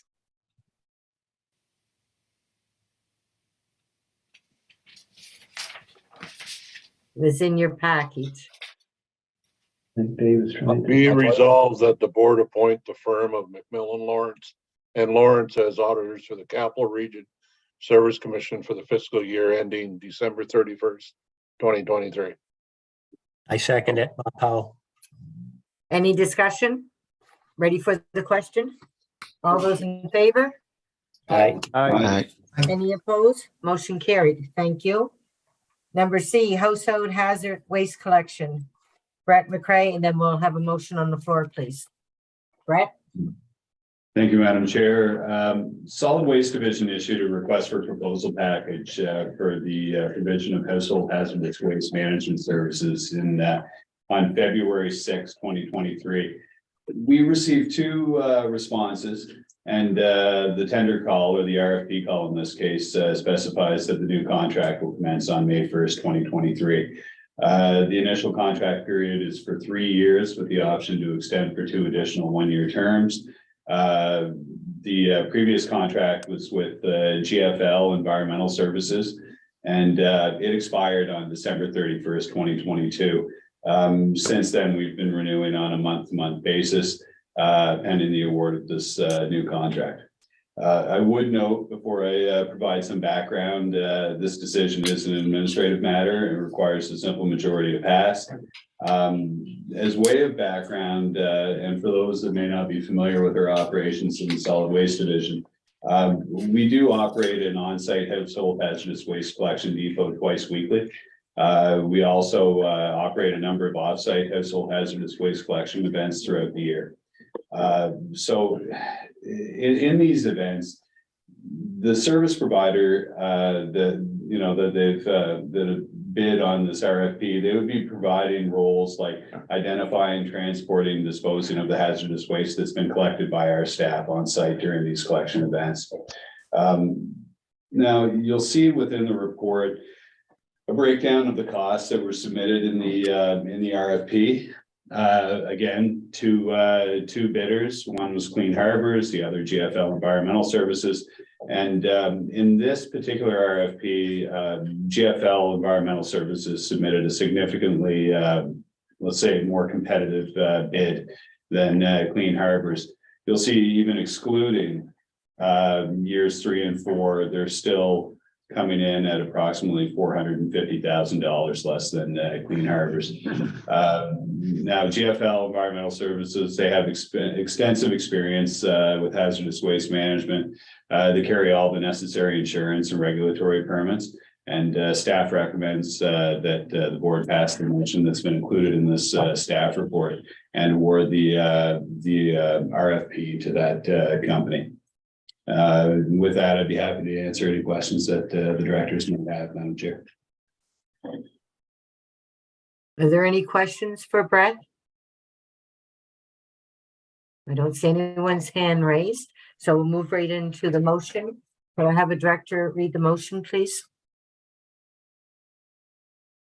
I move that RFP 0423 HHW-270223 be awarded to GFL Environmental Services Incorporated for the supply of household hazardous waste management services as described in the RFP. Second by, I'll second that. any discussion? Ready for the question? All those in favor? Aye. Any opposed? Motion carried. Thank you. We'll move on now to number 11, bylaws, the staff report by Don Fitzgerald, and then afterwards there'll be a motion. Don, please. Thank you, Madam Chair. The issue before us tonight is another administrative item requiring only a simple majority to pass. And it deals with the section of our bylaw that outlines and governs the standing committees of the board. Reform substantially altered the kinds of committees and the number of committees that we have. And directors will remember at the January 28th session, the chair and board, or the chair and vice chair were empowered and directed to fill out a roster for our committees. And staff met with the chair and vice chair. And as we went through trying to properly structure those committees, it became increasingly difficult to accomplish the many objectives and sometimes conflicting objectives that had been expressed. So what we did is we had a look at the actual section of our bylaw that describes committees, and we realized that we need to replace that. We need to update it so it's reflective of our revised act and regulation. And so attached to the report is a new section 3 that staff are recommending the directors approve to replace the existing section 3. And it describes all of the committees of the board and their ground rules. I might just summarize them as we go through. There are 8.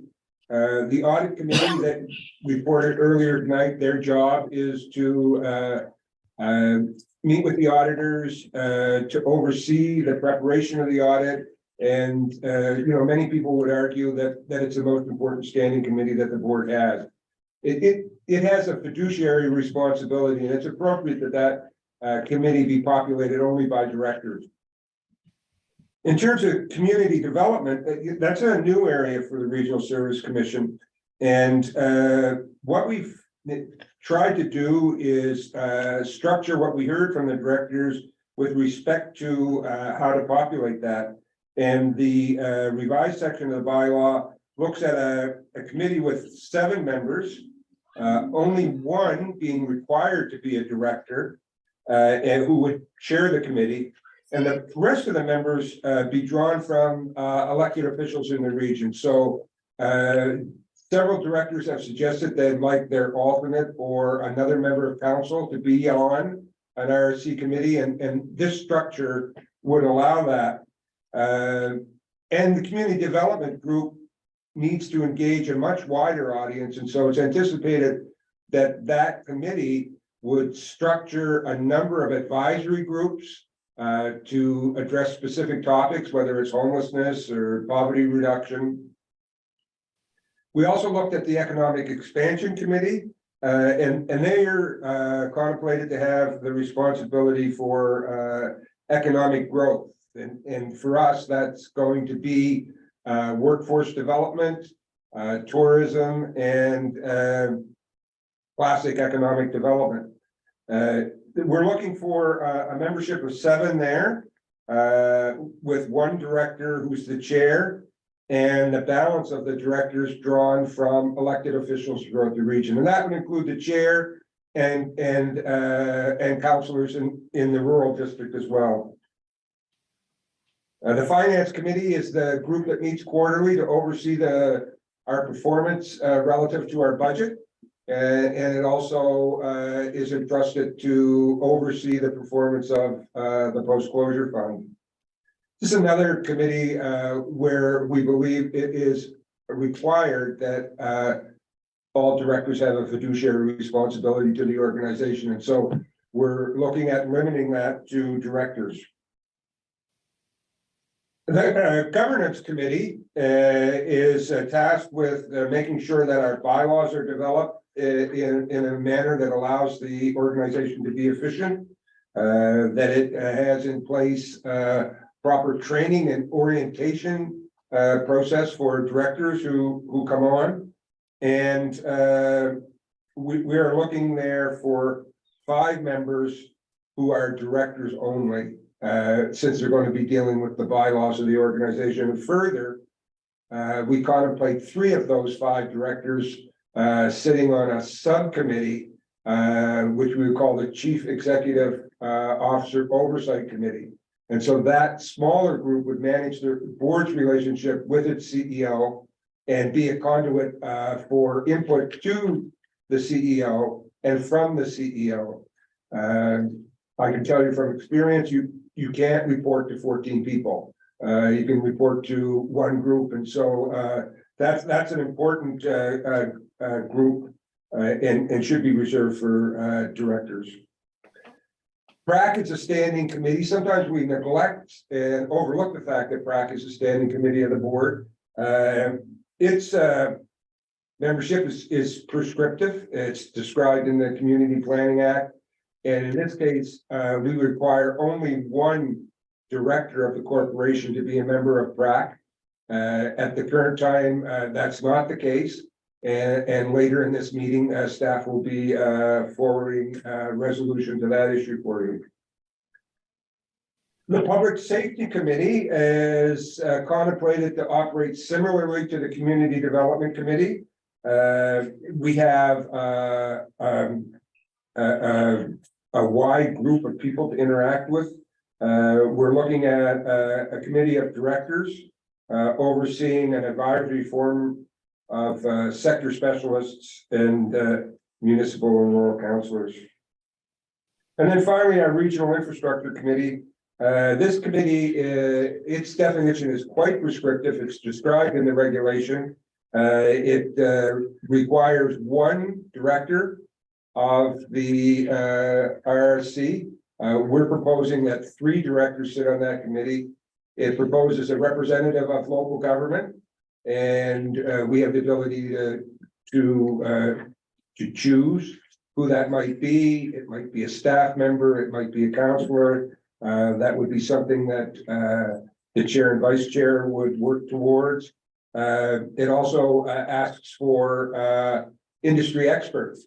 And so we don't really have any latitude around that committee, other than the fact that we've suggested that we have more than one director on it. So that's kind of a quick summary of what the draft section 3 has. I've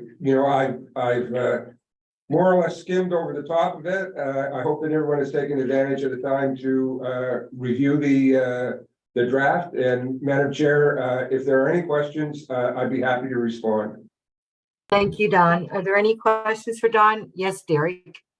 I'd just like to say that, having gone through this, I really feel that it's captured the intent of, our number of conversations on this. And I think it takes engagement of this organization to another level and in the right places with the right responsibilities. That's fantastic. I only have one quick question, and I guess it's probably in congruity of language between public safety and community and development. In that summary in the document, it talks about in public safety, it's, refers to it as like the community development committee, but then goes on to say contemplates a subcommittee of directors. But in the community development committee, it's drawn from elected officials in the region, including directors. So I just kind of felt that that was a little incongruous, lack of congruity. Let's put it that way. I got a man cold, which is the worst thing in the world. Right. So I just thought that was a little, it just seemed off, because I think the intent was to have it drawn from, other elected officials, but it doesn't necessarily say that in the document or the summary. So, Madam Chair, as I look at that, I think that's a good point, and I'm glad it's raised, because Director Pleadwell has that question. I suspect others may. I guess my response to that would be, in the staff report, what I tried to do was summarize the much longer actual draft section 3. And if we look at the draft section 3, specifically as it relates to public safety, I think it's described much more properly. So, again, thanks for the question. I guess going forward, I'll refer to a time that I was at the city and a very experienced counselor, Counselor Jelinek, called me one day about a staff report that I had. He said, look, I'm going to ask this question Monday evening. And it was really good that he did that because I knew that he had a question and of course others might. And I had a chance to prepare an answer so it wasn't dropped on me the night of the meeting. And so I found that really helpful. And I would encourage directors going forward, and when you get the package, if you have a question, certainly by all means, reach out to us so that we can, not explain it to you and then not share it with anyone. But again, it'll allow us an opportunity to be prepared and inform the entire board. So anyway, that's a long way of saying I hope that answers Director Pleadwell's observation. Thank you. Craig, you have your hand up. Director Craig. I do. Thank you, Madam Chair. I just wanted to take a moment to thank Don for the work that he's put into this. Bylaws are an often unloved part of an organization's corporate life and reality, but it's super important to how they operate. I know, we're entering in year one of the Capital Regional Service Commission's new mandate, governance, and so on and so forth. We will probably need to have the governance committee check in with the subcommittee chairs and the chair and vice chair, at least once or twice this year to see if there are any identified, problems or struggles with the committee to structure as it's defined in this procedural bylaw, so we can kind of update and, course correct as we move forward. But I think this provides an excellent foundation. It is a change in an institution's, state of doing business when it starts adopting more standing committees. There's more pressure on, the directors to serve, and also to serve in a way that reflects the committee they're on at the time of the service.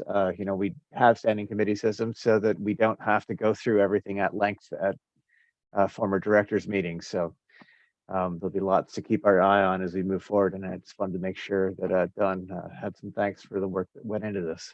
Thank you, Madam Chair. Thank you. No further questions? I don't see anyone's hand up. So could I have a director read the motion, please? I'd be happy to read that, Madam Chair. Thank you. I move that section 3 of the bylaw P9 be replaced with the attached section 3 dated April 4th, 2023. That's a move. I'll second that. Second by Derek. Any discussion? Ready for the question? All those in favor? Aye. Any opposed? Motion carried. Thank you. Thank you, Madam Chair. Now, thank you. So now we're going to go into closed session. I believe, Marty, you are going to leave. You had a conflict of interest for the closed session. So so I'll see you shortly. Okay. So you're going to disappear. And I need a motion to go into closed session. Motion to go into closed session, Dave Morrison. Someone second it, please. Seconded, Dale Murray. Thank you. We are in closed session and I have to ask the question, is every director and staff member by themselves? They have no other people in the room with them? Okay, so I'll take that as they're by themselves. Okay. So now we're going to make this quite brief. It's a section 68.1B, personal information. So you all got your sheet of information about what this closed session is all about. It's quite simple. It's to the point. So does anyone have any questions? I'm sure everyone's read it over. So does anyone have any questions for a staff member? It's pretty straightforward. So if there's no questions, we're going to come out of closed session. I need a motion, a director to make the motion to come out of closed session. Motion to come out of closed session, Dave Morrison. Thank you. I was getting worried. I thought we could be here a while. Can someone second it, please? Seconded, Tim Parker. So we're in a closed session and there is a motion on the floor. Is Marty coming back? There you go. Okay, I need a director to read the motion, please. I'll read the motion. Thank you. Be it resolved that the Board of Directors of the Capital Regional Service Commission appoints Marty Forsyth to the Planning Review and Adjustment Committee with the term expiring on April 30th, 2026. I'll second it, Bob Powell. Thank you. Any discussion? Ready for the question? All those in favor? Aye. Any opposed? Motion carried. Thank you. And now I need a motion to adjourn the meeting. So moved. move that we adjourn. Bob Second. Okay, meeting's adjourned. Thank you very much. And I was really keeping a close eye on the clock because at 9 o'clock, we would have had to put a motion on the floor to extend it. So I'm glad we don't have to do that. So thank everybody for tonight. And I want to thank John Bigger for the past year as being the chair. And we will still be working together, you as the vice chair and myself as the chair. And I'd like to thank all the directors and the staff. And who was it? Derek, take care of that man cold, please. You wouldn't want to see my desk. They're Thank you, faithful everyone. sometimes. Enjoy the rest of your evening. Good night. Night, everyone. Thank you. Night, everyone. Night. Hopefully we'll get through tomorrow night.